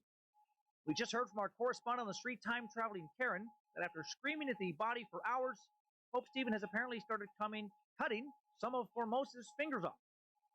Karen, what more can you tell us?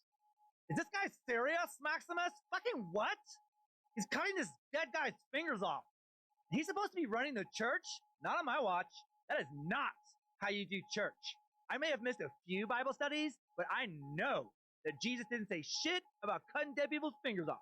Hey, Pope guy, are you out of your mind? You need to get your head checked. This is outrageous. Don't you look away from me. I'll have your job.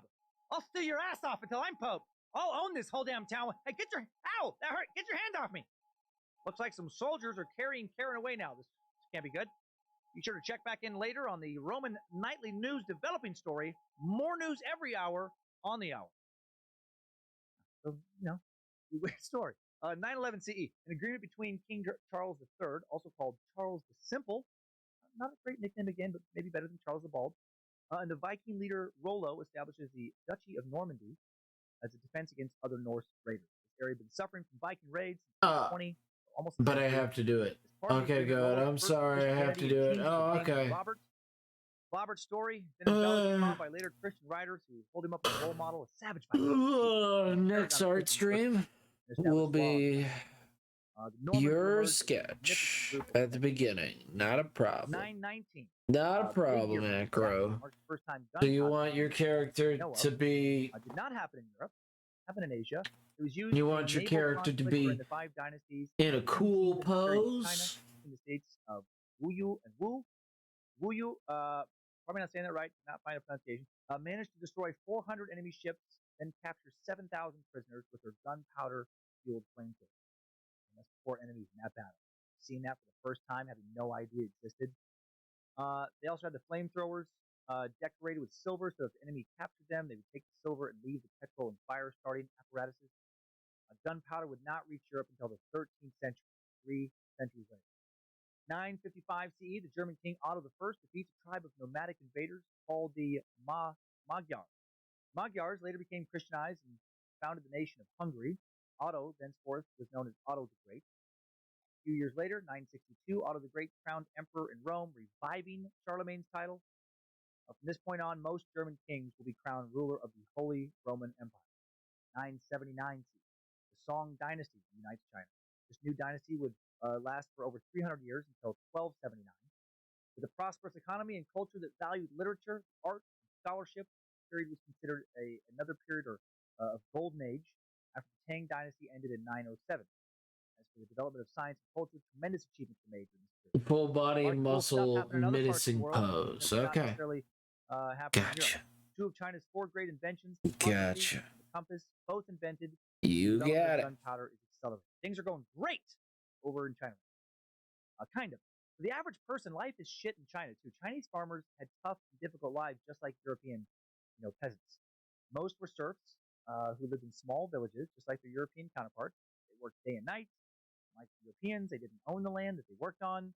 Property was owned by a noble or king. In addition to working on the noble's land, the farmer had to give gifts to the noble, essentially a tax. And farmers had to work for the government for around 1 month each year. Had to serve in the military or do construction projects like build palaces, canals, city walls. Farmers also required to give a percentage of their crops to the government as tax.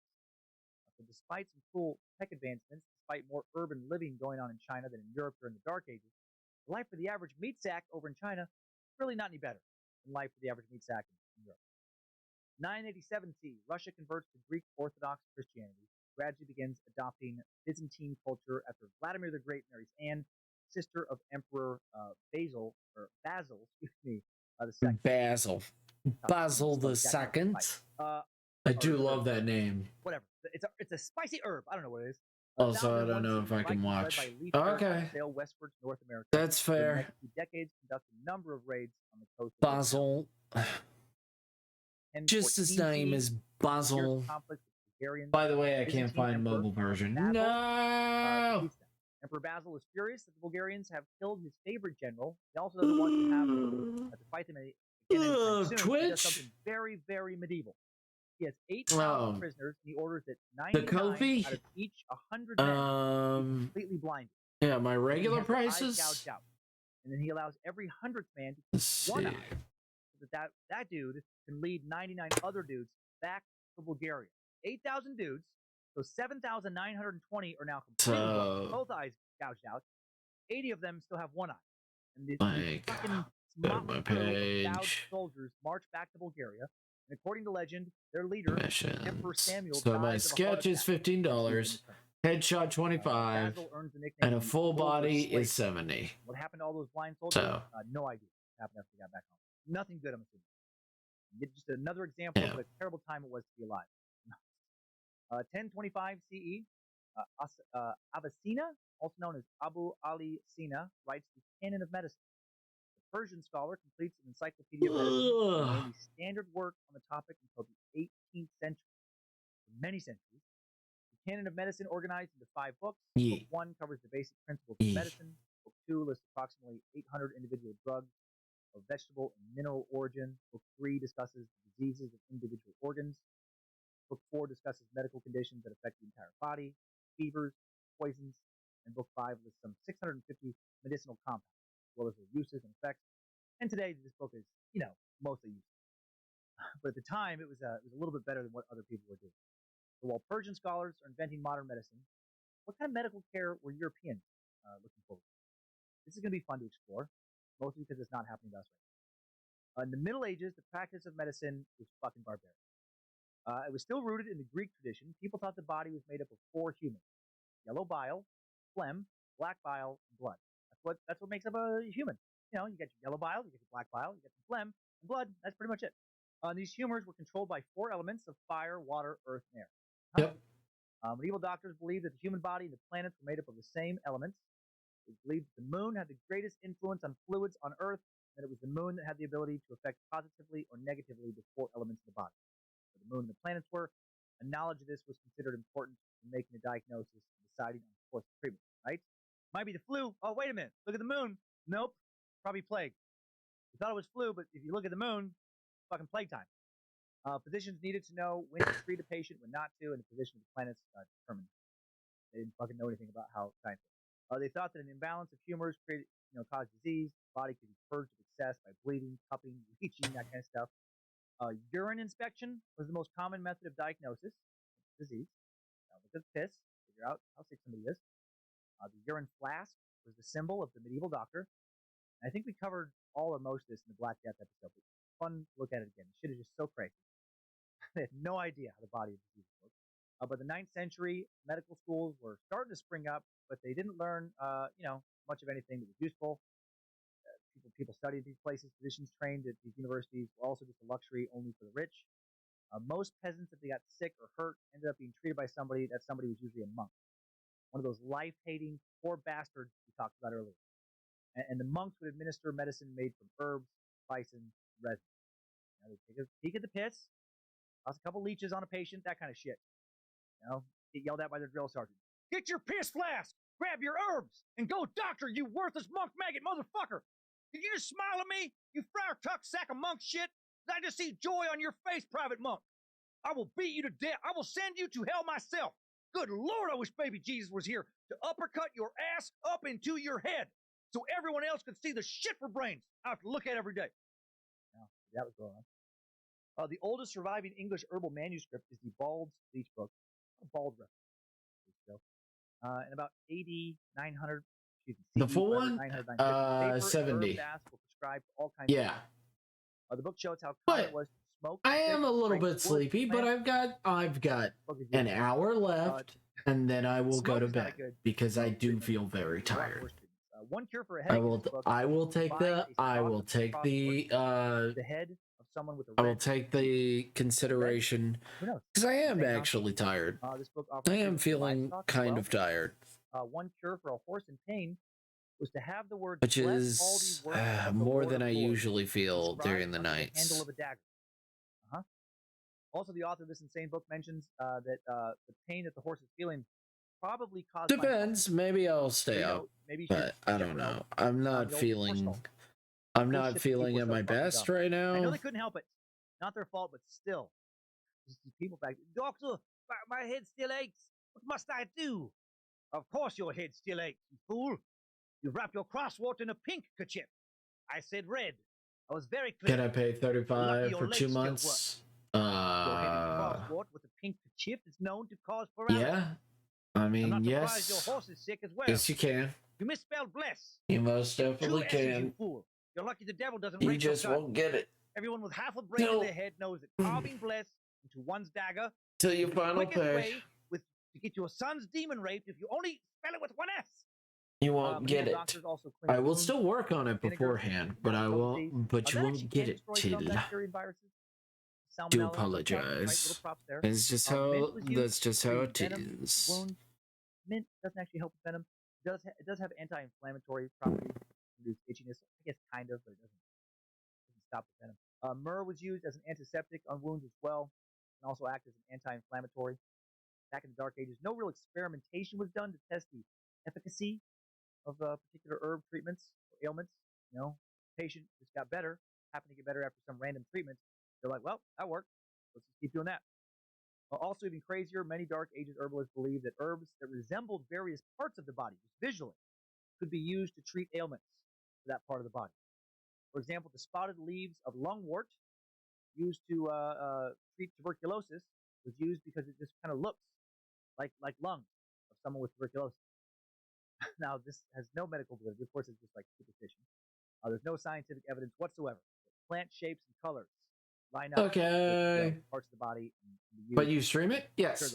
I will stream it. Old-timey doctors prescribing carrots. Yes. For a lot of dick ailments. You know, something goes wrong with your balls. Because why the fuck not? Goes wrong with free content. Vulva or some other lady and all that. Well, why not? Maybe they give you a oyster. I will still stream it. I will still work on it. Type, a way of printing books. It will still be free content. A lot faster than the old way of engraving an entire page was developed, but not in Europe. B. Sheng is credited with pioneering the use of wooden movable type around 1040. The technology would develop and expand outside of China soon, but movable type would not reach Europe until the 15th century, 4 centuries later. 1054 CE, the Great Schism begins, splitting the church between the Catholic Church and the Eastern Orthodox Church. And churches. And also, it's good while I'm streaming it, so I can know if you like it or not. If you don't, we'll figure it out. The Pope to be Jesus Christ, representative of the earth, and the successor of the Apostle Peter, who was appointed by Jesus as the first head of their church. According to them, he's infallible on matters of doctrine. Whatever he says goes. Orthodox believers reject the infallibility of the Pope and consider their own patriarchs to be human and thus subject to error. Orthodox faith also rejects the Catholic doctrine of the Immaculate Conception of the Virgin Mary, which means his mother was conceived without original sin. They actually don't accept the concept of original sin at all. There's no need for Christ to not be a human being. Also, on a sexier note, in the Catholic Church, while celibacy, the vow of abstaining from marriage and sexual relations, is obligatory for priests, most Orthodox churches have both ordained married priests and celibate monastics. So celibacy is an option. Eastern priests can and do get their fuck on. Hail Lucifina. On October 14th, 1066, the Battle of Hastings goes down. Yeah, look at that. Normandy. I have to go to work. So bye. Goodbye. This battle lasts from about 9 a.m. to dusk. Early efforts of the invaders to break the English battle line had little effect. Therefore, the Normans adopted the tactic of pretending to flee in panic and then turning back on their pursuers. Harold's death in this battle, probably near the end of it, led to the retreat and defeat of most of his army. And after further marching and some skirmishes, William is crowned king on Christmas Day, 1066. And this Norman conquest changed the face of England and Western Europe forever. Particularly, it created the language spoken on this podcast. Spoken poorly, but still. The combination of Norman French words of Latin origin and Anglo-Saxon words, the Germanic language, created the English language that we use today. For example, royal, law, court come from Norman French words. King, rules, pig come from Saxon ones. Cool little bit of trivia there. Hail Nimrod, 1071 CE. The Seljuk Turks defeat Byzantine forces at the Battle of Manzikert in Armenia. As a result, the Turks gained a foothold in Asia Minor, today's known Turkey, and the Byzantine Empire begins a long, slow decline. January 28, 1077. One of the most interesting events to come out of the Dark Ages takes place. The event known as the Walk of Canossa, or the Way to Canossa. It's a breaking point in the struggle for power between the Holy Roman Emperor Henry IV and Pope Gregory VII. A year earlier, on February 22nd, 1076, Pope Gregory VII made the following declaration in Rome. Some papal music here played behind us. On behalf of God Almighty, Father, Son, and the Holy Spirit, and by your power and authority, I deny to King Henry, son of the Emperor Henry, who with unheard of pride has risen up against your church, the government of the whole kingdom of the Germans and of Italy. I absolve all Christians from the bond of any oath Here's the that they definition have of made or onomatopoeia, shall make to the him. formation of a word from a sound associated with what is named, e.g. cuckoo, sizzle.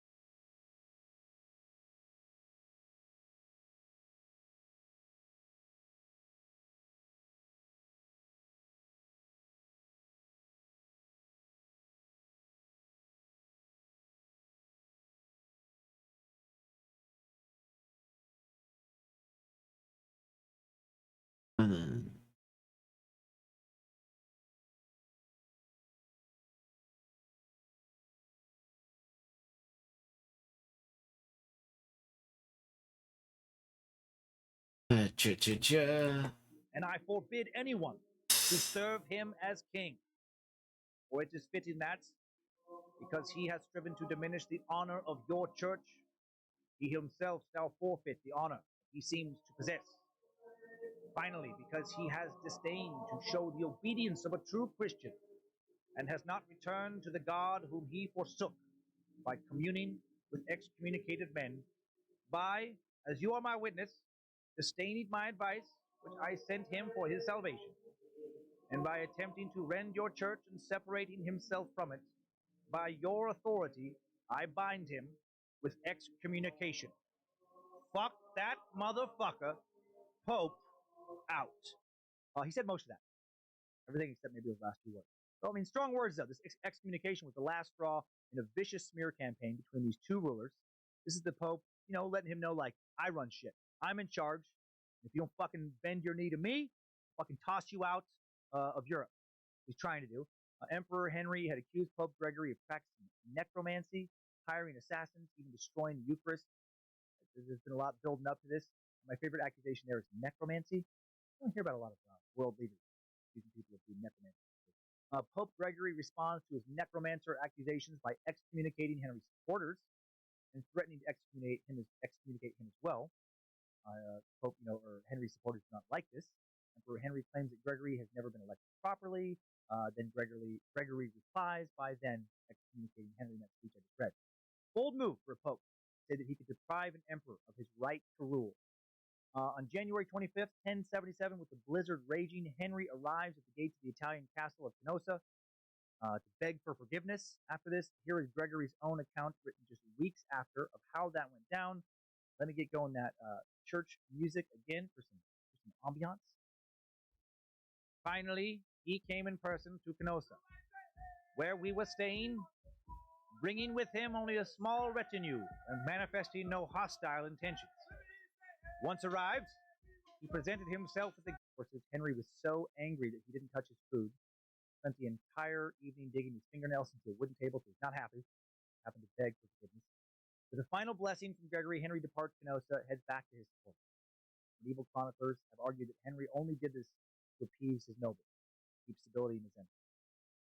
And even though he begged for forgiveness here, 3 years later, they'd be back at it. In 3 years, the Holy Roman Empire and the Pope fighting again. Gregory excommunicates Henry another time. And now, with no need to placate his rebellious nobles, Henry doesn't bother to seek forgiveness. Instead, both sides fight to oppose each other, and war would be waged in both Germany and Italy through 50 years of fighting. This power struggle between the Holy Roman Empire and the papacy would weaken the power of both. The first of many crusades is launched in 1095 CE. The crusades are complicated. vast subject. We explored a bit in the Knights Templar. Two-part suck a few years back. Probably have its own suck someday. Right now, just go over a few innocent points. November 27th, 1095, Pope Urban II calls upon Christians to go to war against Muslims in the event, of course, it's called the Crusades. He says, all who die, by the way, whether by land or by sea, or in battle against, let me put some church music back up, shall have immediate, wait, oh gosh, that's not, okay, yeah, okay, that's a better move. Anybody who dies, whether by land or in sea, or in battle against the pagans, shall have immediate remission of sins. This I grant them through the power of God, of which I am invested. Do just hold warriors of Europe that if you fight on behalf of the Christian church, when you die, you're absolved of all your sins and you go straight to heaven. That sounds like a cult leader to me. This decree would lead to the conquest of Jerusalem 4 years later and a concerted effort by Western Europeans to take control of the Near East. This decree led to a lot of bloodshed, a lot of atrocities. On December 12th, 1098, Crusaders massacred Muslim soldiers and civilians alike in the city of Ma'ara. Came at the end of a long siege. Around 20,000 people were killed after being promised mercy. Just as horrible was the cold winter, dwindling supplies, and starvation. Contemporary chroniclers wrote about some of the Crusaders after they had, won this battle, boiling and then grilling the bodies of their conquered foes and eating them. Yep, they really did that. It was written about by numerous contemporary chroniclers. Crusaders ate a bunch of their enemies. And that reminds me that we do have one more sponsor to go over today. Time Suck is brought to you by Kroll's Cafe and Malt Shop. Hello, fellow diner and sexy cow lover. This is Joachim Kroll, and I want you to come to my cafe down in Strussel Sauerkraut. We have the finest chocolate malts and the sexiest hamburgers. Mostly people come with the blue light specials. This week we have a Crusader special. So much Muslim meat. Finger steaks, hand soup, face cutlets, fried meatloaf. Everything hurts. Meat, of course. Great. It's flavored with Muslim herbs and spices. It's probably cow meat. Always a bit of surprise at Kroll's Cafe. Be sure to bring in the kiddies. I would love to cover the happy plate with copious amounts of semen. Kroll's semen brown fry sauce is quite delicious. Rich and creamy recipe. House made by myself each and every morning. Come on down to Kroll's Cafe where it's always mostly beef. I promise. Thank you. I need. Been a while since we had Kroll's sponsoring the show. Good to have Kroll's Cafe back. 12th century. Dark Ages get a bit brighter.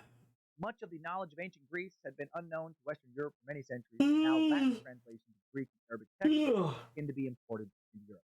Oh no! I have all of them going on. Monasteries, monastery schools. From a sneeze to a cough to a yawn. In the 12th centuries, also study astronomy alongside arithmetic and geometry, and slow progress in all three disciplines begins to be made. Another 12th century innovation is the iconic architectural feature known as a flying buttress. First appeared in Gothic churches and allowed the buildings to be built much taller than was previously thought to be possible. Another major invention from the 1100s that changed the world was the Hintel and Gudgeon stern-mounted rudders, which was a big upgrade for medieval ships. Prior to the invention of these rudders, large ships were maneuvered using simple oars or simple quarter rudders. These new rudders and other innovations in navigation would be necessary precursors to the age of discovery. I think your body's giving you a big hint to get some rest. Well, it needs to shut up. It needs to shut up. I wonder if it's like now. People get a new iPhone. I want to get. Let me try to get a little bit of work done. I know. The thing is that I understand. Everybody understands here. You gotta get one of those new rudders, bruh. Game changer. Can't even imagine not having it now. Later, bruh. Want for some smooth sailing. Noise. 13th century, more bright. Two fathers of the scientific method emerged. Thomas Aquinas. All right, it's right there. Thomas Aquinas interested in using philosophy to prove the existence of God. His work would influence Roman Catholic doctrine for centuries and was adopted as the official philosophy of the church in 1917. St. Thomas believed that the existence of God could be proven in 5 ways, mainly by 1, observing movement in the world as proof of God, the immovable mover. 2, observing cause and effect and identifying God as the cause of everything. 3, concluding that the impermanent nature of beings proves the existence of a necessary being God who originates only from within himself. 4, Noticing varying levels of human perfection and determining that a supreme, perfect being must therefore exist. And 5, knowing that natural beings could not have intelligence without it being granted to them by God. Subsequent to defending people's ability to naturally perceive proof of God, Thomas also tackled the challenge of protecting God's image as an all-powerful being. Another medieval thinker, Robert Grotthus, founded the Oxford Franciscan School and began to promote the dualistic scientific method first proposed by Aristotle. Let's look at some thinkers. His idea of resolution and composition involved experimentation and prediction. He firmly believed that observation should be used to propose a universal law, and this universal law should be used to predict outcomes. One of Grosseteste's pupils, a 13th century Franciscan friar named Roger Bacon, took things even further science-wise. He took the work of Grosseteste, Aristotle, and Islamic alchemists and used it to propose the idea of induction as the cornerstone of empiricism. He described the method of observation, prediction, and experimentation, also adding that results should be independently verified. Early scientists should document his results, find details so that others might repeat the experiment. All of these things give him are a now little known bit of like that, yeah. A pretty important Dark Ages advancement. Both Bacon and Grosseteste studied optics. Also, Bacon devised big old rabbit. I love this big old rabbit. Galileo would be the first to do that. He needs patents too. Guys, he always needs patents. Of Europe figured out. Bacon also the first person to reference definitively the technology of eyeglasses during this time. Invention would significantly improve the quality of life for the people who supported it. 1206 CE, Genghis Khan becomes ruler of the Mongols. We did a suck on this giant of history as well, episode 196. Khan's original name was Temujin, and he united the various nomadic tribes of Mongolia and began a series of conquests, big-time conquests, that stretched across Asia and parts of Europe. 1209 CE, time for some witch hunts. Pope Innocent III launched another crusade into southern France, rooting out a group of heretics. It's now called the Albigensian Crusade. Crusade. Excuse me. And it was a war that lasted 20 years and only ended when an inquisition was established to finish the work they'd started. According to the University of Kansas according to this is this whole subject that comes with it. According to University of Kansas medieval history professor Lynn Harry Nelson, the Cathari were a particularly heretical group under the more general umbrella of the Albigensians. While they all believed in the duality of God, a good one versus an evil one, yes, Bunny need patents. How's the store doing, by the way? How did they leave it? Did they leave it like garbage during the weekend? The same people who crucified Christ. Did they ruin it? Did they ruin everything? Now playing the worst kind of cosmic joke on everybody by convincing them to worship the very instrument they used to kill Christ, the crucifix. This crusade turned into a full-scale military conflict because the Catholic Church was not about to stand for that sort of talk. According to Dr. Stephen Palliser from Northern Illinois University, when the Crusaders took Toulouse, Commander Simon de Montfort came up with a horrible solution to this horrible problem. His officers admitted they didn't know who the heretics were and who the innocent were. His response was, kill them all, the devil will know his own. Thousands then died. Amen. Terrible. Also, in the 13th century, the first blast furnaces appear. It's a mess, but not as bad as normal. Okay, good. Oh, okay, good. And then more than 1,000 years later. Oh man, at least your truck came. Examples built in Switzerland, Germany, possibly Sweden. 1215 CE, one of the truck didn't come for a lot of people today. The Magna Carta. I was like, you know, that sucks. Charter or contract agreed to by King John of England and his rebellious barons. It was the first, kind of document to put legal limits on the powers of monarchs. And the first time that a king had agreed or had to agree to be subject of the law, like everyone else. How crazy is that? Prior to this, the king, other than being excommunicated by the Pope, really couldn't get into any legal trouble. Dude could eat a baby in front of his nobles. And then just be like, fuck you gonna do about it? Well, what was I supposed to do, that tasty ass baby? Not eat it? Although nearly a third of the text was deleted. Yeah, we're not too bad for stock at the moment. Good. Tell me all your secrets. Tell me all your business secrets so that I could one day gain my own business through it. Ninth kicks off a smear campaign against black cats. You heard me. He wages a war against kitty cats. This is peak Dark Ages. He writes Vox and Rama, which was supposedly an expose on the secrets, activities, and rituals, cult of witches. in northern Germany. In it, he says these witches summon a black cat that appears to be kissed and adored by their worshippers. Damn. He says the witches even kiss the cat's hind part. And the Pope, in all seriousness, like Treaty, talking about German witch women who summon black cats and kiss their buttholes. And cat hunters come out in full force. Fuck yeah, let's get those cats. Gotta get those devil cats, guys. Come on, hurry. Gotta beat those so cats. Many people kill cats that cat populations drop to near extinction levels in many places. And then this will backfire tremendously years later, because with way less cats, rat and mice populations explode, which then helps the plague spread. Now, Bojangles right now is the happiest I've ever seen. He just said that this sucks just became his favorite. February 13th, 1258, one of the bloodiest days in the history of mankind. The blood was not spilled in Europe, it was spilled near Europe, and many of those who died had fought Europeans for years. On this day, the Hulagu Khan's Mongol army entered Baghdad after a 12-day siege. The siege of Baghdad would bring Islam's golden age to a swift end. In the 13th century, Baghdad was not just the center of the Islamic world, it was, without a doubt, one of the greatest cities on earth, perhaps the greatest city at its time. Between 1.2 2 million people lived there. Since 751 CE, it had been the capital of the Abbasid Caliphate. Best piece of advice I have for a business. Being a decent human to your staff will stop them wanting to leave. Oh man, that's crazy. That's fucking crazy, man. That's crazy talk right there. I don't know about that. Also, I got a blood blister today. Handsomely for their contributions to an ever-expanding store of knowledge in areas as diverse as astronomy, mathematics, science, philosophy. So that was fun. I was trying to push some trash down, and I created a blood blister on my pinky by smashing it in the right place. It was also supplemented by 20,000 Christian troops in Armenia and Antioch, along with 1,000 Chinese artillery engineers and auxiliary contingents of Persian and Turkish soldiers. Mongol troops began their siege of Baghdad on January 29th, and by February 5th, most of the city's defenses had been destroyed. It was obvious the Mongols would soon take the city.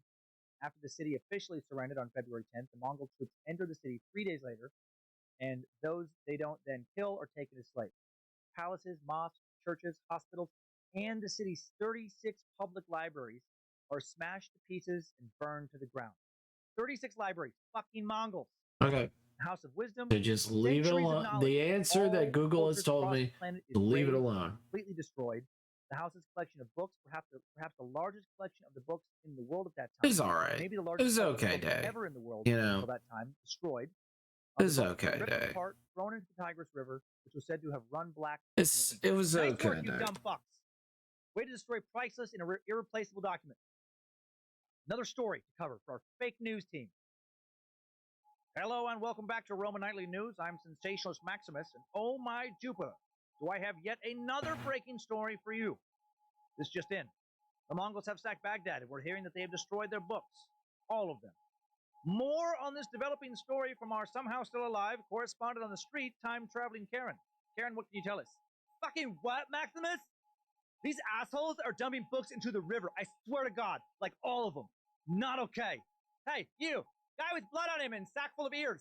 What do you think you're doing, Mongol? I want to work with your manager. Don't you shush me. I wanted to read some of those books, you asshole. Did you even speak English? Oh my God, where's your manager? Hey, what are you doing with that arrow? Hey, put that down. Looks like Karen has just been shot with an arrow. Be sure to check back in later. We continue to cover this Roman Nightly News developing story. More news every hour on the hour. I told you it's going to be a weird episode. I also, that's a pretty good one. That's a pretty great one. Just like, yeah, you got this. Up to 1 million people massacred. And also, the Mongols entered the city. You got this. After this, the Muslim world spiraled into a long period of disunity and decline. Is that a little ding on there? Just a little, just a little ding. May 18th, 1291, the siege of Acre ends Europe's crusading ambitions. Maybe a little minor crusades after this, but you know, the big ones are over now. Acre had always been the most important Christian-held port in the Middle East, but when it finally fell to the armies of Mamluk Sultan Khalil, the Christians were forced to flee for good and seek refuge on Cyprus. The fall of Acre is the final event in the European crusade, the major portion of it. 315 CE, things get worse for Europe. From 315 to 317, the Great Famine depletes food stocks across the continent, plunges Europe into chaos. It had rained almost constantly throughout the summer and fall of 1314, and then again through most of 1315 and 1316. Rained so much that crops rotted in the ground, harvests failed, livestock drowned or starved, food stocks depleted, and the price of food soared. The Great Famine is reported to have claimed over 5% of the British population. It was even worse in mainland Europe.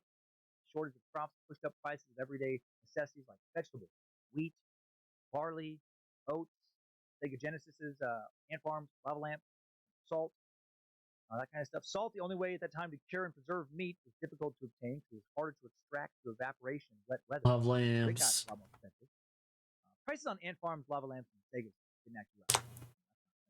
The situation got worse and worse as the rain continued to fall. It was reported that there was even no bread. I love the thought that lava lamps and all that would be would go away. You know she's bad. And people would actually be like, "Oh my god!" Especially in Northumbria. Oh my dear God! People were already struggling due to looting by Scottish raiders. People who lived there ended up resorting to eating dogs and horses. Bojangles just said this is no longer a thing. Things got so bad in the winter of 1315 to 1316, peasants ate the seed grain they had stored for planting the following spring. You probably guessed that did not help matters. By 1316, people had gotten so desperate they begged, stole, murdered. Cannibalism. In some parts it was anarchy. Parents who could no longer feed their families abandoned their kids to fend for themselves. It's thought that the fairy tale of Hansel and Gretel may have originated from these atrocities. As the cold, wet weather continued, the famine reached its height in the spring of 1317. Finally, weather patterns returned to normal, but it wasn't until 1320 recovered completely. No one really knows how many died. Some think Europe lost around 10% of its total population to starvation in just 3 years. Millions are thought. I think I had a great day. 25% personally, of the I think I had a great day. 1320, the Italian poet Dante Alighieri completes the Divine Comedy. Why does it help that you throw your hand up? At least for me, I want to do the Italian with Dante Alighieri. If I try and just say it normally, I don't know. Anyway, the Divine Comedy, considered to be one of the greatest works in literary history, arguably the single greatest work of the Dark Ages, is divided into 3 major sections: Inferno, Purgatorio, and Paradiso. Inferno, the narrative traces the journey of Dante, from darkness and error to the revelation of the divine light, culminating in seeing God. In the epic poem, Dante is guided by the Roman poet Virgil, who represents the epitome of human knowledge, from the dark wood to descending circles of the pit of hell. Passing Lucifer at the pit's bottom, the dead center of the world, Dante and Virgil emerge on the beach of the island mountain of Purgatory. At the summit of Purgatory, where repentant sinners are purged of their sins, Virgil departs, having led Dante as far as human knowledge is able to go to the threshold of paradise. There, Dante is met by Beatrice, embodying the knowledge of divine mysteries bestowed by grace, who leads him through the successive ascending levels of heaven into the Empyrean, the highest level of heaven, where he's allowed to glimpse for a moment the glory of God. And here's the music that you can only hear at the highest level, which is, let me play that for you really quick. No. Imagine you make it into some crazy, weird place where you actually do get to go up to heaven, and you're like, "Oh man, where's those harps at?" He's like, "Nah, man, fuck that shit. Listen to this. That's what I'm doing up here." More than the authors of the Bible itself. In this highest level, I got distracted by my own nonsense there. He's allowed to glimpse for a moment the glory of God, as it says in the book. And then, more than the authors of the Bible itself, Dante actually provided the world with its vision of hell. This vision, later painted by Botticelli, Blake, Delacroix, Dali, most modern Christian depictions of hell actually come from this book, not from the Bible. I find that interesting. The Bible, for example, never states that the devil will reign over hell. Dante did. Things get worse for Europe with the beginning of the 100 Years' War in 1337, last until 1339. JK, that makes no sense. It would actually last for over 100 years, with intermittent fighting lasting all the way until 1453. Long conflict pitted the kings and kingdoms of France and England against one another. 2 factors lay at the origin of this conflict. First, the status of the Duchy of Aquitaine. Though it belonged to kings of England, it remained a fief of the French crown. The kings of England wanted independent possession of the land across the Channel. The second factor involved succession lineage of the French crown, as the closest relatives of the last direct Capetian king, Charles IV, who died in 1328, the kings of England actually had the best claim to the crown of France. And that did not sit well with people who were, in France, who thought they had a beat on the throne. While England had just a just claim to the crown, France had a military advantage when it came to not letting them have that. France was the most populous and powerful state in Western Europe, with military to match. England, smaller, sparsely populated, comparatively, less troops. But the English army was well disciplined, and they successfully used their longbows to stop cavalry charges. Repeatedly won battles against much larger French forces. But then the end of the conflict died out when the English finally recognized that despite winning some battles, the French troops overall were just too strong to be directly confronted and beaten. France would remain the dominant state of Western Europe. The year 1347 kicked off one of the deadliest events in Europe, the spread of the Black Death, or the Black Plague. Going to suck on this one, suck 125, so we won't go into depth here. One of the largest pandemics in human history, ravaging through Eurasia, killing as many as 200 million people. 200 million. In medieval England alone, the plague killed 1.5 million people out of an estimated total of 4 million people between just 1348 and 1350. That's fucking insane. The Black Death also killed much of the intellectual property. See, look how easy it is to make. Set science and discovery back, and most knowledge gained would not reemerge until after the Dark Ages and when the Renaissance. Across the world, the Ming Dynasty overthrows the Mongol Empire's great Yuan Dynasty and deposes Mongol rule in 1368. The new Ming Dynasty will rule until 1644. During the prosperous Ming Dynasty, China's population will more than double, will expand trade, establish cultural ties with the West, as well as make advances in drama, literature, and world-renowned porcelain. 1439, the printing press is invented. First European to use movable type, Johann Gutenberg, a German craftsman and inventor, will usher in a revolution in the creation of books and the spread of information. And that spread will help bring the Dark Ages to a close. Elements of Gutenberg's invention are thought to have included a metal alloy that could melt readily and cool quickly to form durable, reusable type, an oil-based ink that could be made sufficiently thick to adhere well to metal type and transfer well to vellum paper, and a new press likely adapted from those used in producing wine, oil, or paper for applying firm, even pressure to printing surfaces.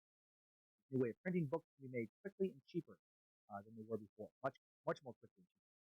1452 CE, more books lighting humanity out of the Dark Ages emerged. The Library of Malatesta Novella in Cesena, Italy, is opened for Cesena, Italy. Today, it's considered to be one of the first ever public libraries in the world, the first in Europe since the Roman Empire.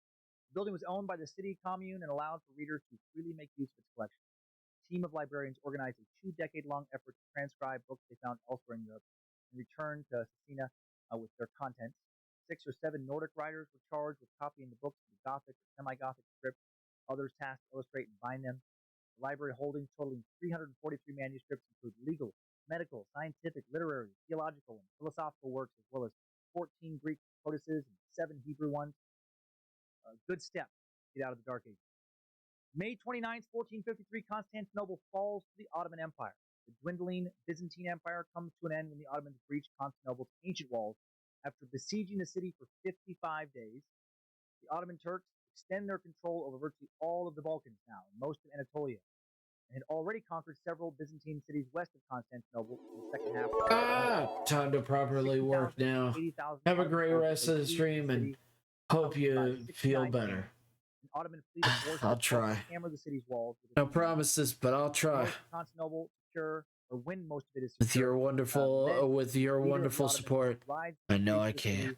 The great cathedral of Hagia Sophia, largest in all of Christendom, and converts it into a mosque. He stops to pray and demands that all further looting cease immediately. The Sultan thus completes his conquest of the Byzantine capital. This establishes the Ottomans as a major international power for the next several centuries, and it also marks the end, according to most historians, for the Middle Ages.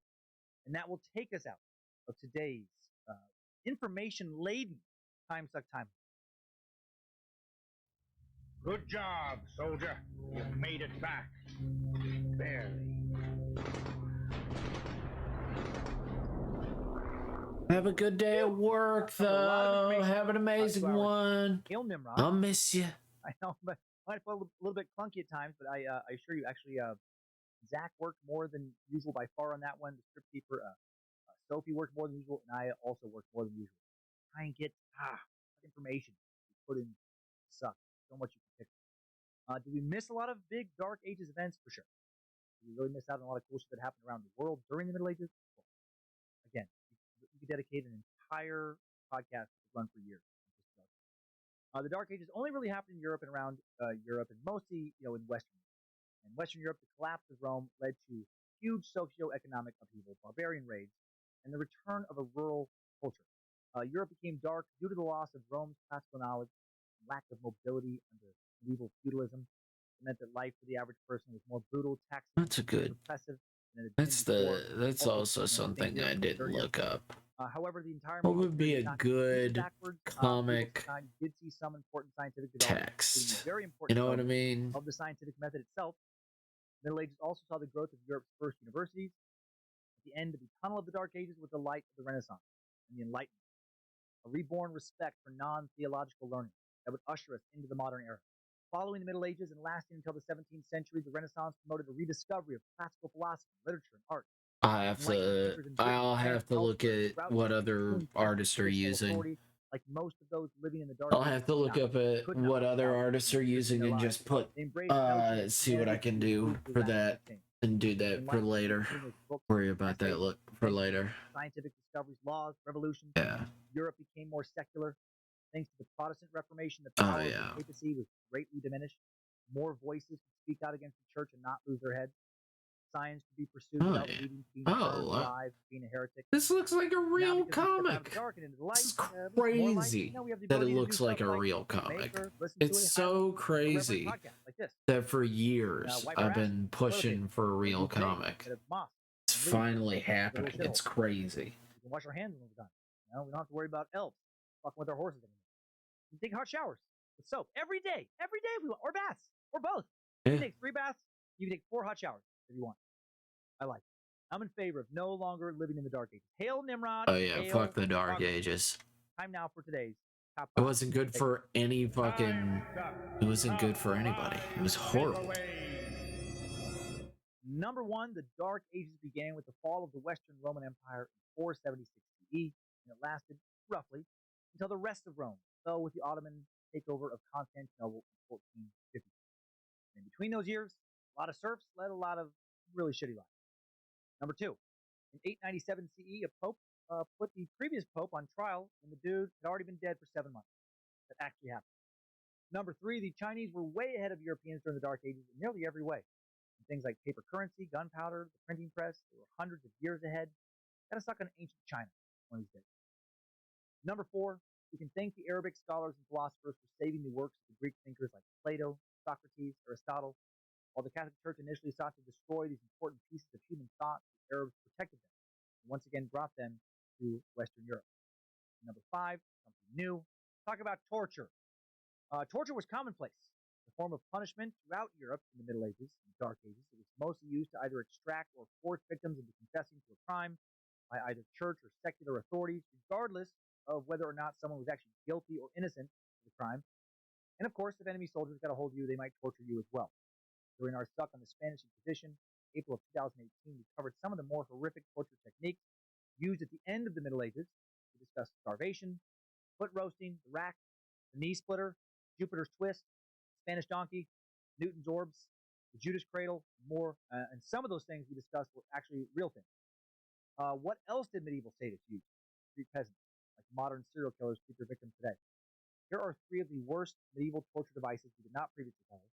There was the breast ripper, also known as the iron spider, or just as the spider. Lady meat sacks might want to hold your tits for this one.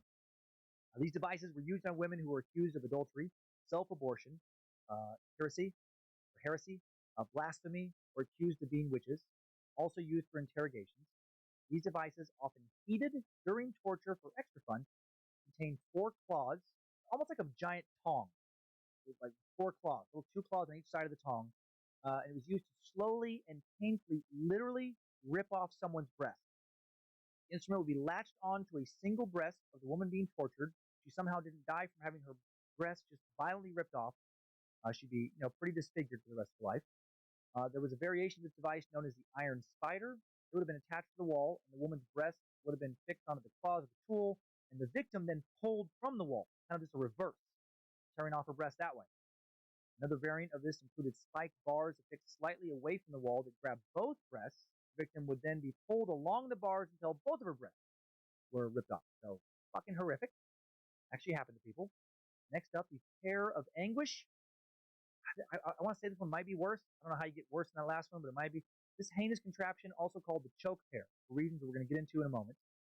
This painful metal fruit-shaped device was a popular way to torture women who were accused of facilitating a miscarriage. Also used to punish liars, blasphemers, homosexuals. Really, that just kind of opens up that they could just use it to torture whoever they want. The device was inserted into one of the prisoner's orifices: vagina for women, the anus for homosexuals, the mouth for liars and blasphemers, wife known as a choke hair as well. This thing featured 4 metal leaves that would slowly, so it's like shaped like a pear, like a picture of pear, this a little smaller on one end than the other. On the small end, there was these 4 metal leaves that were folded down at first. And then coming out of the back of this object, there was a little device that you could screw. And as it was screwed by the torturer, the more this thing would rip your insides apart because the leaves would slowly unfold. So you had these metal leaves that would slowly unfold inside of you and just tear you apart. It rarely caused death, often followed by other torture methods. Last one here, the simplest and I think the most brutal, actually, is called the rat torture. No fancy device needed. You need a large rat and a heavy metal pot to heat.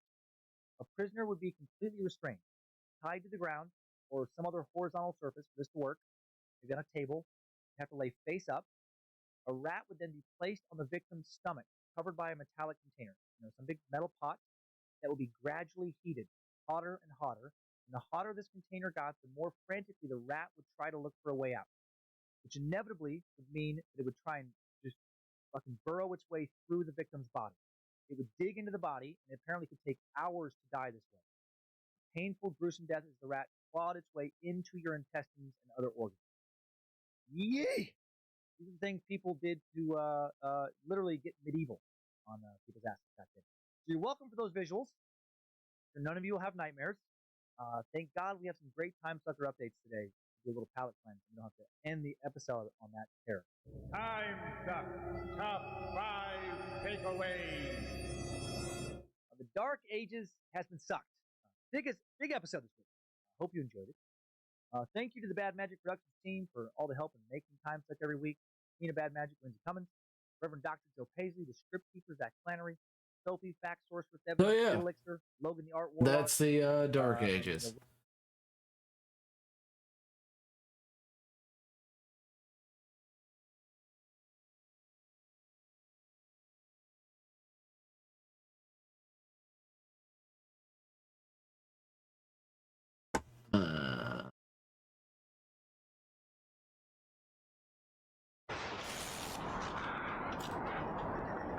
Out, but their fans/believers seem to worship all their information gospel, unquestionable truth. Start looking for it. You can find cult mentality all around. Here on the Suck, we've looked into at least 9 cults prior to this one. We covered the Messianic cults, in which followers believe that the person they're following is a type of Messiah.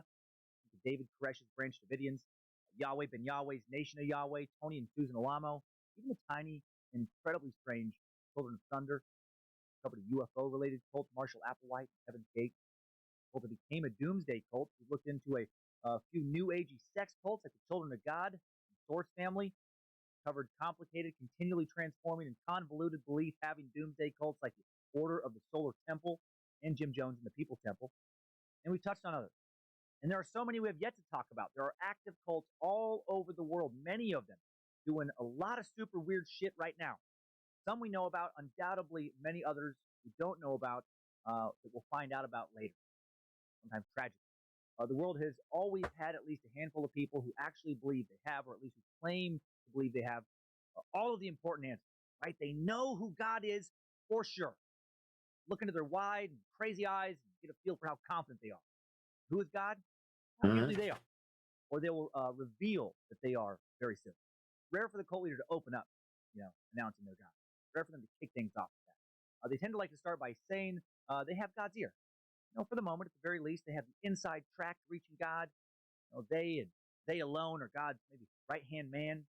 Because they are God or closely associated with God, they know how to not just live forever, but how to live forever similarly to how you are living now. Rest easy. Your precious ego isn't going anywhere. If you follow them, you can keep being you, but be way more powerful. Never have to live in strife or sorrow ever again. If, and this is the big if, you just stick with them. You can't leave them. You have to help them. Maybe give them your wife. Give them all your earthly possessions. Keep giving them your paycheck. It's so worth it because bye-bye, mortal coil. Suck it, Grim Reaper. I'm with David now, and old Dave tells me he's got it all figured out. We're all going to live forever. To totally devote yourself to the leader and shut off all of your critical thinking skills and be like a child to the role of their father. You don't have to worry about death or damnation or any of the shit you've been stressed about. Fuck your mortgage, fuck your career, fuck your friends and family in many cases. Doesn't matter anymore. Put a load off your shoulders. And I did say they play the role of father instead of mother or parent. Almost always a dude. Leading cult, almost always the male ego. Susan Alamo, a recent exception, but even with her cult, once she died, her husband, Tony, big dick things a lot further along than she ever did. Oh, cults, will I ever get bored by you? Hope not. Will you ever go away? I hope so, but I highly doubt it. Today we explore a cult I find very entertaining. We're adding another messianic cult to our collection. Or if I mispronounce that word going forward, my brain just doesn't settle on. The Emmanuel David cult is still barely alive, probably cult. Not probably isn't probably a cult. Probably isn't probably barely alive. That'll make sense if we go through here towards the end of the episode. But they never got very big, and things would end real badly for many of the key members. It's one of the more obscure cults we've sucked, kind of like the Children of Thunder. I picked it because I just found it to be an incredibly strange and interesting story. Emmanuel David, the leader and the man from whom the Emmanuel David cult got its name, was a former LDS missionary who was excommunicated from the church in 1969 for essentially trying to replace it or at least restructure it, with him, of course, as the new head, the new prophet / leader. And wanting to do that, just like Children of Thunder cult leader Glenn Helder wanted to do. Myth! Remember that episode.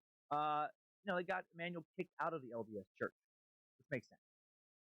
Unless they've appointed you to be the leader, churches in general really don't like you when you tell them that you're the new leader. It's like one of their least favorite things. If you're a sinner, that's okay. That's fine. That's good, actually. You're giving them something to work with, something to fix. But you start claiming you know more about God than they do, oh, get the fuck out, devil. Many people have died throughout history for doing exactly that. Many a heretic burned on a stake or hanged at the gallows for claiming to know more about God than their church. Pretty sure a fair amount of current religious leaders around the world wouldn't mind burning those who stridently disagree with them alive. Hell, I wouldn't mind doing that. But I'm sure some people wanted to burn Emmanuel David, but they didn't. They just kicked him out. Before we get into Emmanuel's tale, we need to take a second look at the origins of Mormonism. We've already covered Mormonism in detail almost exactly a year ago, September of 2019. We need to revisit that religion a bit today, because it's the one this strange little cult morphed out of. I'm going to go over some of the more controversial practices and beliefs of early Mormonism, practices and beliefs Emmanuel, many of these beliefs that he would adopt and reinstate in his cult. Not all of them, but they're all important to understand. Then we'll delve into the Emmanuel David family cult fully, follow it, through to its tragic near end, find out all we can about its present state of operation. They said moments ago, before he was excommunicated, Emmanuel David was a devout Mormon. And as we already covered once before here on Time Suck, the Mormon Church, called the Church of Jesus Christ, Latter-day Saints, began in 1823 when Joseph Smith Jr. claimed that he had visited with God and Jesus Christ upstate. And then Smith later translated the Book of Mormon from a set of gold tablets he claimed to have received from an angel named Moroni. Tablets would have weighed 200 pounds that he allegedly picked up and ran with, through the forest, stiff arm and would-be robbers jumping over fallen trees, that kind of stuff. Tonight he received them. God can't give powers like that to a few members of my fantasy football team. I need another RB1 to win the paid league. Smith officially organized the Church of Jesus Christ Latter-day Why Saints. did you join a paid league? But you know what? Beginning during a period of great social experimentation in America, the church instituted several novel social programs. It's your money. Do what you want. Mainstream American society. Polygamy, and some others we'll get to in a moment. Since many of these practices and beliefs were at odds with society at large, it was almost inevitable that the Latter-day Saints would find trouble, and they did. Mormons looked for their permanent home. They moved west and clashed with various groups of Gentiles in Ohio, Missouri, Illinois, and in Utah. The Gentiles had the support of the U.S. government and army, while the Mormons did not. Looking back, pretty impressive that this now sizable religion survived some of its early clashes. Even in Utah, the Mormons were strongly persecuted for the practice of polygamy by taking multiple wives. Found themselves in open rebellion against the U.S. government. 15th U.S. President James Buchanan went so far as to send the army in an attempt to enforce U.S. law amongst Mormons in 1857 and 1858. Random trivia. President Buchanan has either been ranked as the very worst president in U.S. history or near the bottom consistently for over 150 years. He's most famous for helping push the country into civil war. Sending the army to Utah, in many eyes, was basically the best, most notable thing he ever did. Not surprisingly, in many Mormons' eyes, it was the worst thing he ever did. Buchanan was another in what was already becoming a long line of persecutors back in 1857 and 1858. Knowing about how Mormons have been persecuted is key to understanding how certain fundamentalist Mormons regard the outside world. While almost all Mormons in Utah feel to some degree that their ancestors were persecuted for their beliefs, the fundamentalist Mormons really feel persecuted. Not only were their ancestors persecuted for their beliefs, but their ancestors were and currently still are, persecuted by Gentiles and mainstream Mormons alike for refusing to abandon practices like polygamy. And oftentimes, this persecution can cause extremists to double down on their beliefs. Right? If a fringe religious group believes that God wants, for example, its men to take multiple wives, that doing so is God's wish, then anyone trying to interfere with that is interfering with God's wish. And then by definition, they are aligned with the great adversary, i.e. the devil. Now the persecuted polygamous groups began to see the government, the mainstream Mormons in this example, as all being in cahoots with Satan. It quickly leads to feeling like one is surrounded by the devil. Who wants to be interacting with the devil all the time? So what do fundamentalist believers do? In the cult, they often retreat away from society. Society they view as evil, and they isolate themselves. They hide from all the perceived evil in the world. Christian derivative cults, they tend to go wait for the end times in isolation, to wait for Christ to return and deliver them from all this evil around them. They separate themselves from the temptations of the great deceiver so that he doesn't trick them out of their souls as well. When a group of believers has gone to this place intellectually, it can be really, really hard to deprogram them. The more aggressively you push them to change their beliefs, to give up polygamy, for example, the more you feed into their belief, their vision of you having the devil's interest in mind, of you being part of an evil persecution. I hope all that makes sense. I rewrote that little diatribe several times in my notes to try and clearly articulate what makes perfect sense in my head. Still feels like it's too many words. In the beginning of the formation of the faith, persecution went a long ways towards. I hope you're doing well. Firmly in some of their initial beliefs that as time went on, some of them will. What I've gotten done so far. I need to find a this early history of polygamy is why language or something. What is it called? What's those things called? Began the practice of polygamy not long after the church. The thing that you write as early as 1831. Text. I'm doing good. Thank you for the raid yesterday. No problem, Heart. No problem, man. Part of it emerged from Joseph Smith's study of the Old Testament in 1831. Mary Elizabeth Rollins Lightner, Smith's ninth wife, a woman who would also later become one of Brigham Young's wives after Smith died, claimed that Smith had a private conversation with her in 1831 about having her become one of his wives. She was only 12. She was 26. Yikes. Super yikes.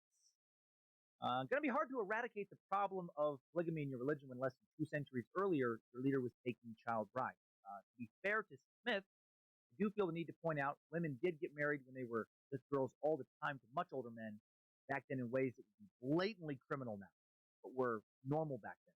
Not usually 12, but they didn't get married when she was 12. Also not that unusual. This is looking great. Thank you. I'm just trying to figure out, what am I thinking? I'm thinking of text. Church of American newspapers from the 19th century. Comic text. Regular use beginning only in the 1870s, 1880s. You know, why wasn't that term like used, text in a comic book? Not happening. Actually, quite the opposite. They were happening. It was happening so often, and it was seemingly so unremarkable. What's it called? What's it called? What's it called? Font.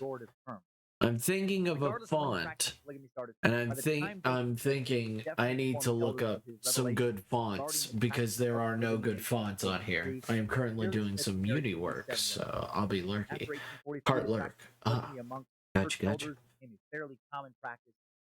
I'm just looking up for font. I'm just thinking about fonts of what I can use for my comic. So don't worry about me. I'll be fine. I shall survive. It drew immediate criticism and outrage. I'm a survivor.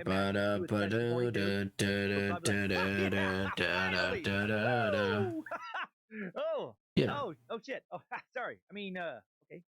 Boo! So high, so stupid. I love my wife. Never want my penis to ever touch another vagina. No way. Gross. Right. At its 1856 National Convention in Philadelphia, the Republican Party quickly tailored its platform in opposition to the twin relics of barbarism. And they deemed those twin relics to be polygamy and slavery. It shows how hot of a topic this was in the days leading up to the Civil War. The Democrats of the day, not wishing to imply support of polygamy by their support of slavery, became just as vehement as their political opponents in denouncing the Mormon institution of polygamy. Early Mormons, getting it from both sides, national news. Most living in both the northern and southern states saw the practice as abhorrent. Early Mormons getting it from all sides. Even people who owned slaves were like, slavery is obviously totally cool and I don't understand why some people get so worked up about owning other human beings, but polygamy, that is clearly the work of Satan himself. Shortly after President Buchanan entered the White House in 1857, largely due to the public practice of polygamy, he became convinced that the Mormons were in a state of open rebellion against the government and that they wouldn't accept adhering to U.S. laws unless forced to. They sent in the army under the command of Albert Sidney Johnston,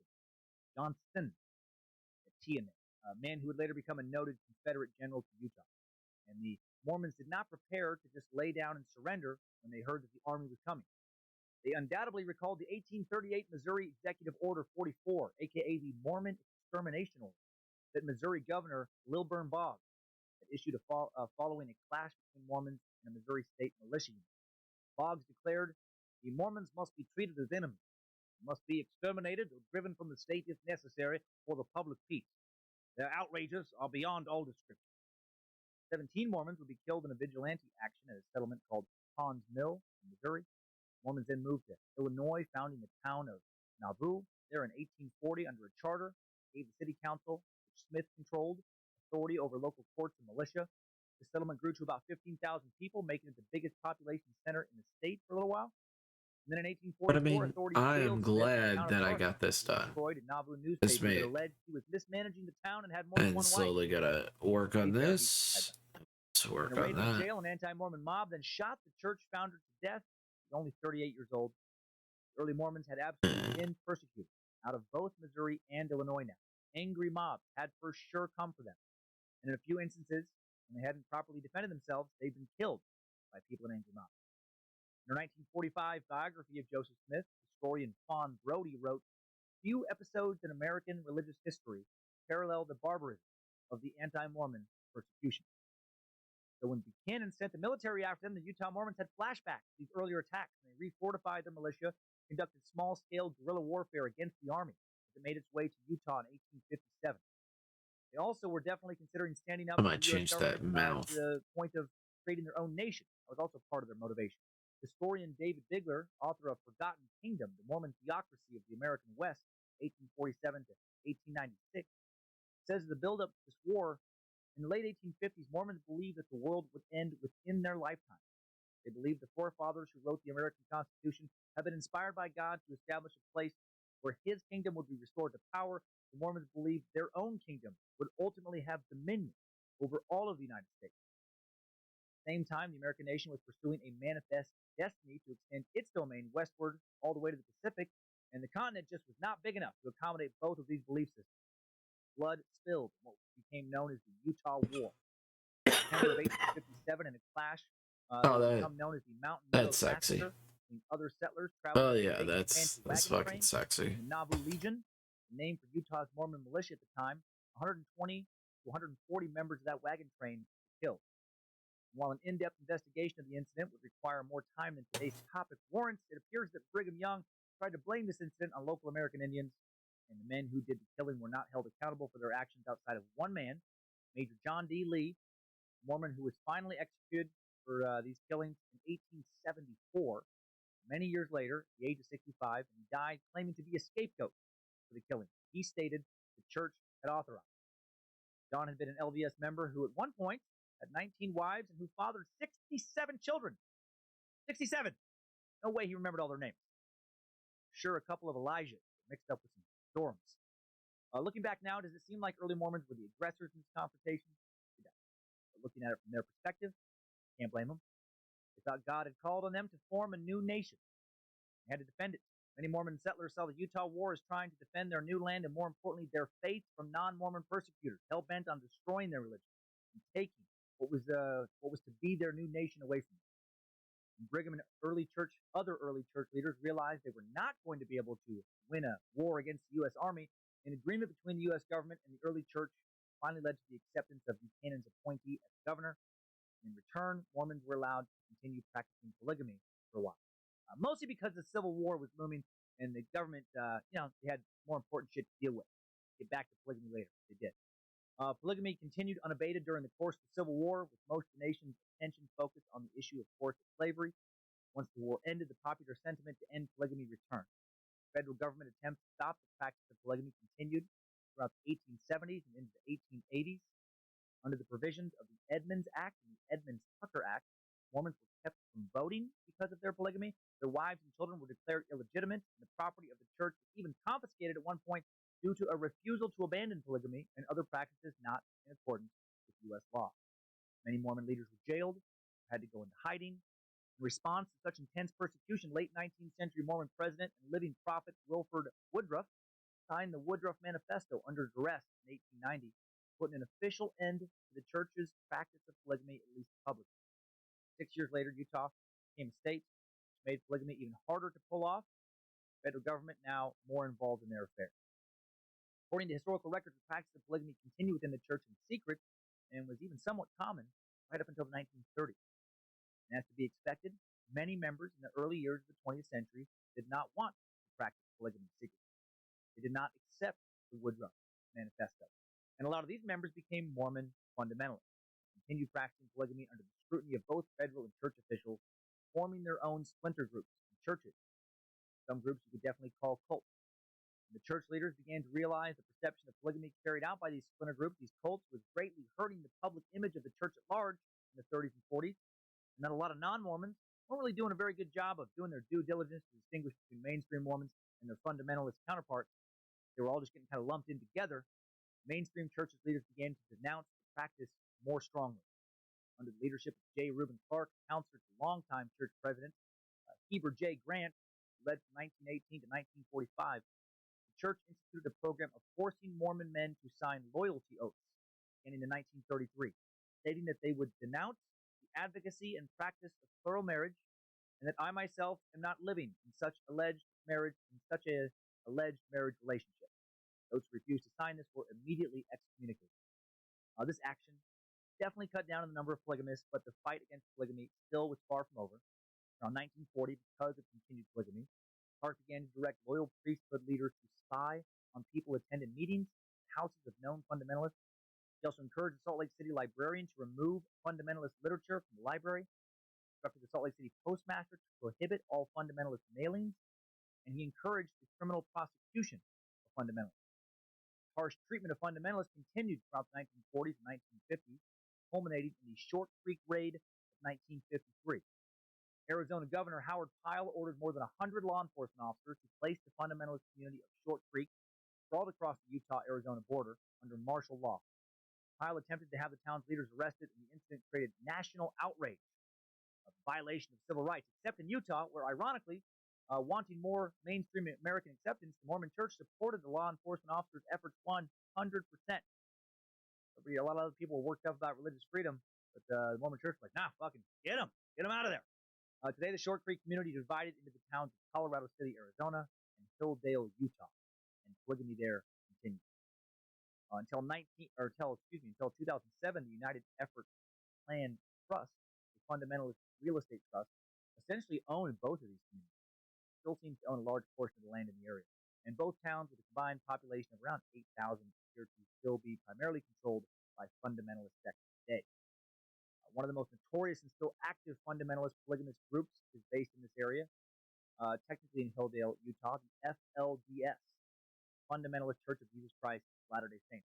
We covered this group a bit, and their currently incarcerated leader, massive piece of shit, Warren Jeffs, in Mormonism, FLDS sucks.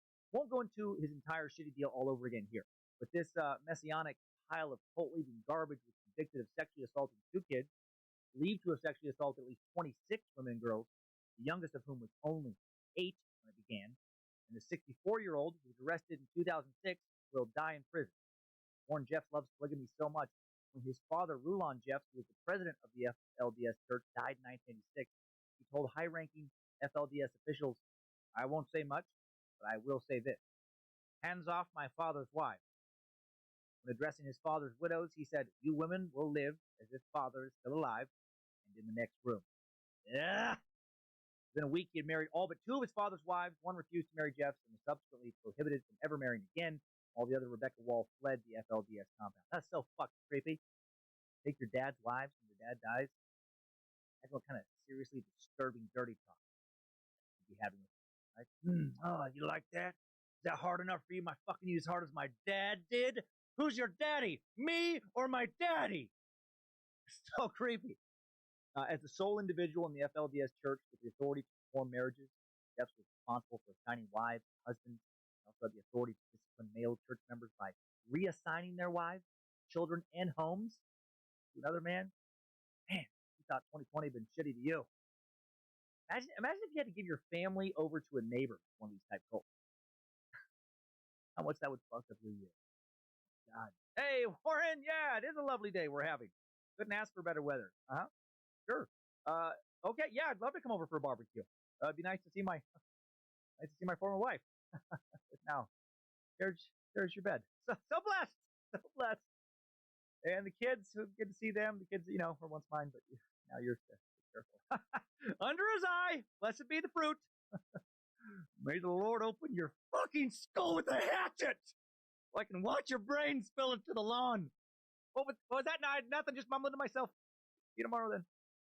Now that we've established a long-standing tradition of polygamy, introduced by early Mormon leaders, carried out by the leaders of the Mormon fundamentalist sect, tradition, Emmanuel, David will not participate in, but it is important to understand that there is this history of people holding on to early practices of the church and then leaving because of them. And some of these beliefs we're going to go into will be some of the ones that he would resurrect and bring into his own cult. Such as the Gathering of the Saints. The Gathering of the Saints was created by the church leaders while the Mormons were still living in Kirkland, Ohio in the 1830s. Going forward, we'll see this a little bit. He kind of did something similar when you have his archangel. Church leaders wanted to bring all Mormons to Zion, mythical homeland of the Mormon faith, so they dispatched Mormons to Europe, Canada, South America. New members from abroad encouraged to congregate with the main body of the church, prepare for the coming of Christ. Such great work, man. Thank you. As Mormons moved west, the gathering policy continued.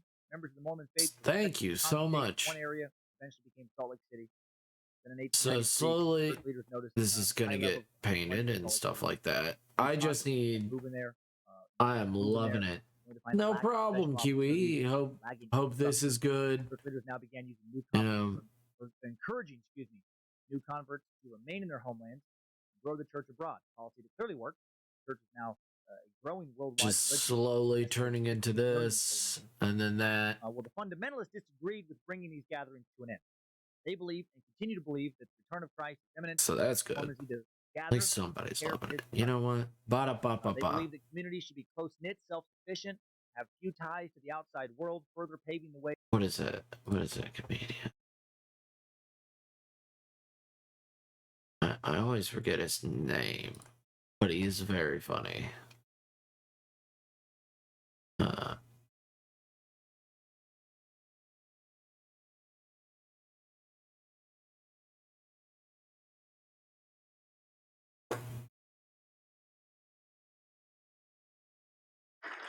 We're having a good time.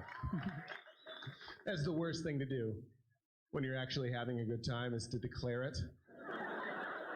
I do that all the time. If I'm at a party and we are having a fun time, I'll go, "Oh man, fun with friends." Not anymore.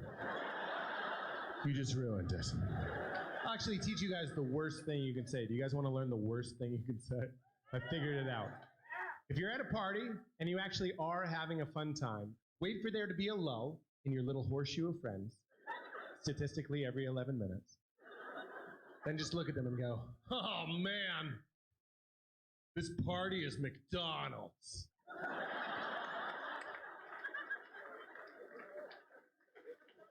I'm loving it. That's it! That's the worst thing you can say. Feel how you feel right now? Violated. joke changes your core temperature. The feeling of hearing that joke is the feeling of getting hit in the face with a living lobster. That's what that joke feels like. And everyone falls for it. I don't care how smart you are. Like, this party's McDonald's. What? What do you mean by, what does he mean by that? What do you mean by that, sir? I'm loving it. Fuck you. Fuck you, sir. Everyone falls for it. You have this. This is a tool in your tool belt now. You didn't know you were going to leave better than you came. If you're on a date,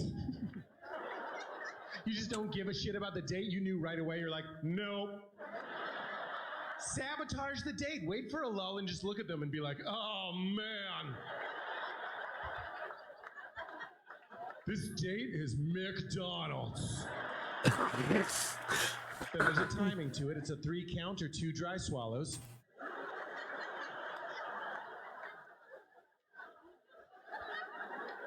They're gone. They are not there. They are not there when you come back. Still wearing enough layers to insulate an iceberg? It's time for a... Just wanted to bring that up. Paper. No fundamentalist isolation. Every time that somebody says, I'm loving it, that's what I think. The isolation of fundamentalist groups, as we've also seen in other cults, goes a long way to create. Man, this comic is like McDonald's. This stream is like McDonald's. Religious groups followers can get to a point where I'm members loving are not it. afraid to die for their beliefs, convinced that their acts of religious conviction can be defined as martyrdom, earning them spiritual rewards. A group separated from mainstream society can bake in opposition towards the rest of society into their very sense of self. They reach a point in their ideology where they believe that if they let in outsiders, their entire purpose becomes destroyed, leading to violence. They believe that their group may be threatened. Following up on this, we talk about the law of consecration and the united order. Early doctrines of Joseph Smith that led towards more isolation amongst Mormon fundamentalist communities and cults. The law of consecration was a revelation received by Joseph Smith in 1831, stipulated that all the property of the saints should be held in common, and distributed that every man who has need may be amply supplied and received according to his want. The Mormons, though I doubt they would have defined themselves as such, were actually in many ways early communists. Easy, Bojangles, easy. I warned you. We all knew you'd hate that.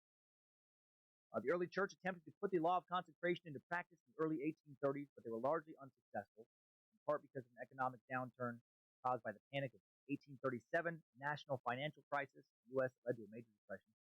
Brigham Young attempted to implement the law of consecration under the auspices of a plan he termed the United Order on 2 separate occasions in the 1850s and 1870s, varying degrees of success. This economic system designed to create self-sufficiency amongst Mormons and isolate them from the Gentile economy was ultimately abandoned as the economy of Utah became more and more integrated with the national U.S. economy. It was abandoned by mainstream Mormons, not abandoned by fundamentalists. By many of them. Fundamentalists still believed in these teachings of Brigham Young and other early church leaders. They believed that the only true economic order was the United Order. They would use a statement by Orson Pratt, one of the first Mormons, as part of their justification for believing that the law of consecration should continue to be practiced. Here is that statement, which I shall read over the top of some organ music, which both seems fitting and I think makes it more entertaining. The Lord said in that revelation, principle we have revealed in relation to the properties of his church must be carried out to the very letter upon the land of Zion. Those individuals who would not give heed to it, but sought to obtain their inheritances in an individual way by purchasing it themselves from the government, should have their names blotted out from the book of the names of the righteous.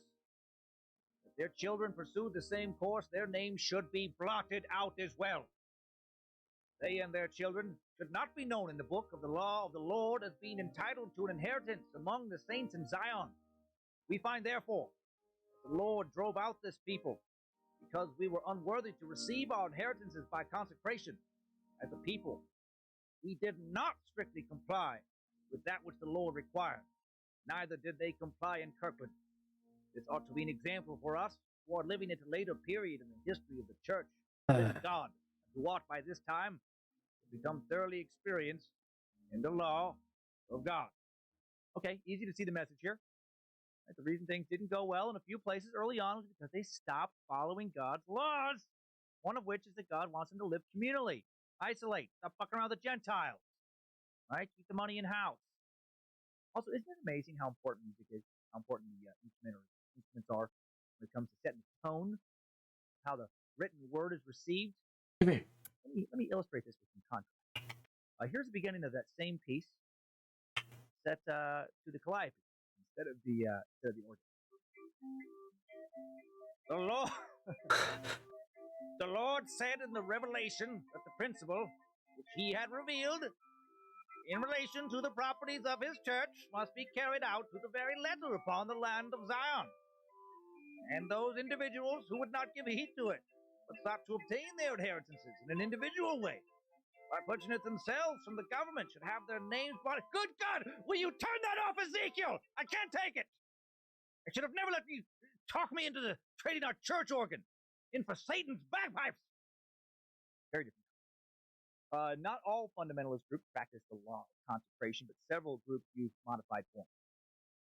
Most notably, the Kingston group, But aka yes, the Latter-day it's about to be that time again. fundamentalist group based in Salt Lake, about 3,500 members. It's about to be that time again, where I just, let's say I am too tired. Group members are I must go to bed. To this group.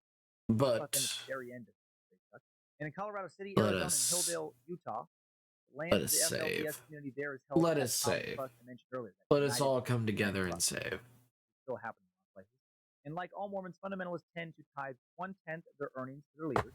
All right. Leadership of a now we got to find out who we're sending you guys to. Something Emmanuel David clearly understood. Who are we sending you guys to? A lot of money. You want some of that sock money. The term sock money will make a lot more sense. Various splinter groups have implemented this law of consecration, a law that obviously puts a lot of pressure on its members to not leave the main group because its departure can cause a great deal of economic hardship. Members can end up feeling trapped. I guess we can send you to property and their assets once they've handed them over. Let us save. Wishing you best sleeps and for people to take good care. Yes. Take good care, everyone. Really, sincerely. What have we gotten done today? Well, we got this done. Looks fucking great. I for a while I was not feeling her face. Looks fucking fantastic. Alma Dyer, the Baron, moved his family. And now working on this page, working pretty good, and then I'll start working on this, finish it up, and then we'll start doing page by page shading and lining. Line work all the way to page 35 for chapter 1, which is, oh man. Guys, it exists though. My comic is existing. Who are we gonna raid though?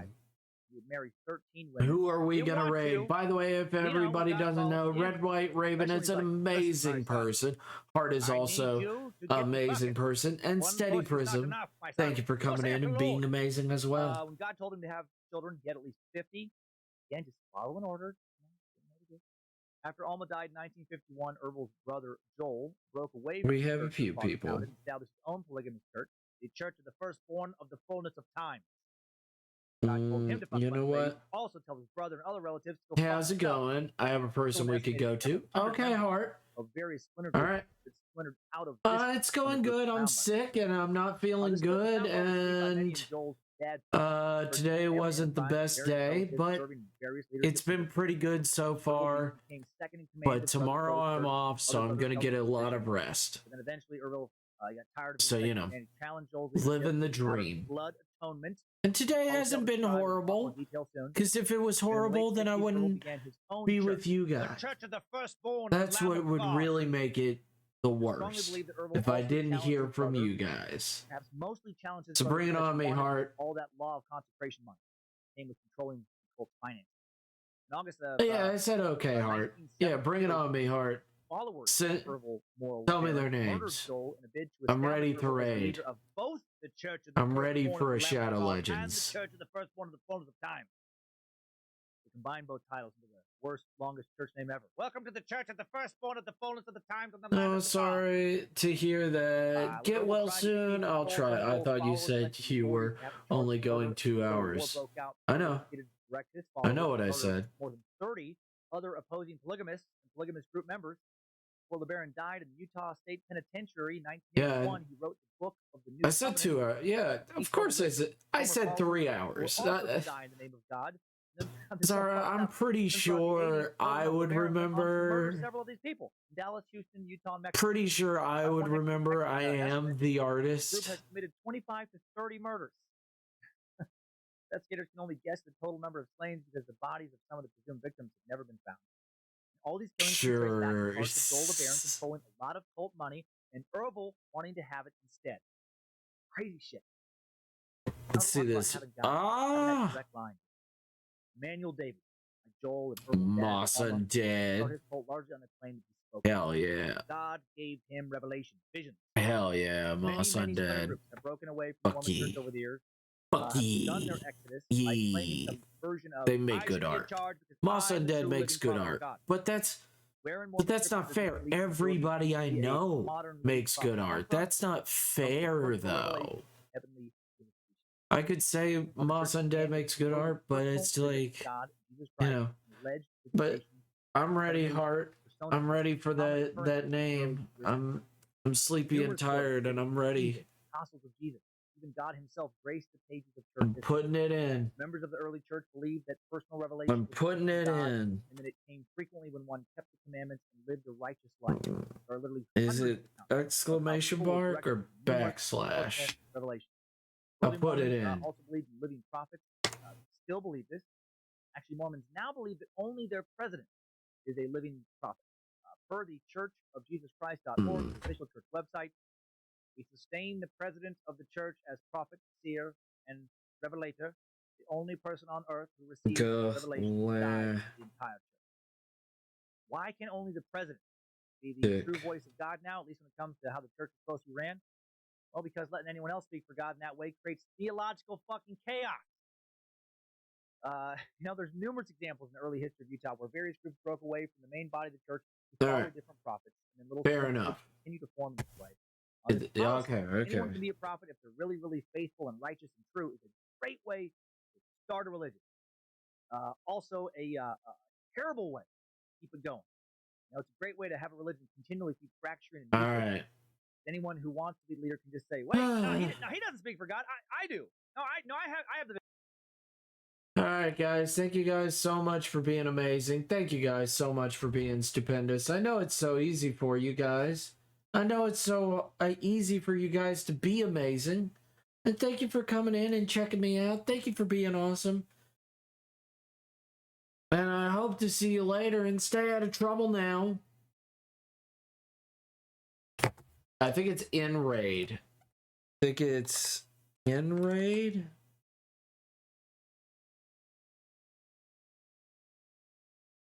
No. And yeah. And then I think it's M raid. And is it M raid? I need to look at my commands. I can't remember all of my commands. But thank you guys so much. I hope to see you guys later. Keep me posted. Keep me informed. Tell me what's going on later. I'll talk to you later. Night-night. Bye-bye. Bam. And stop.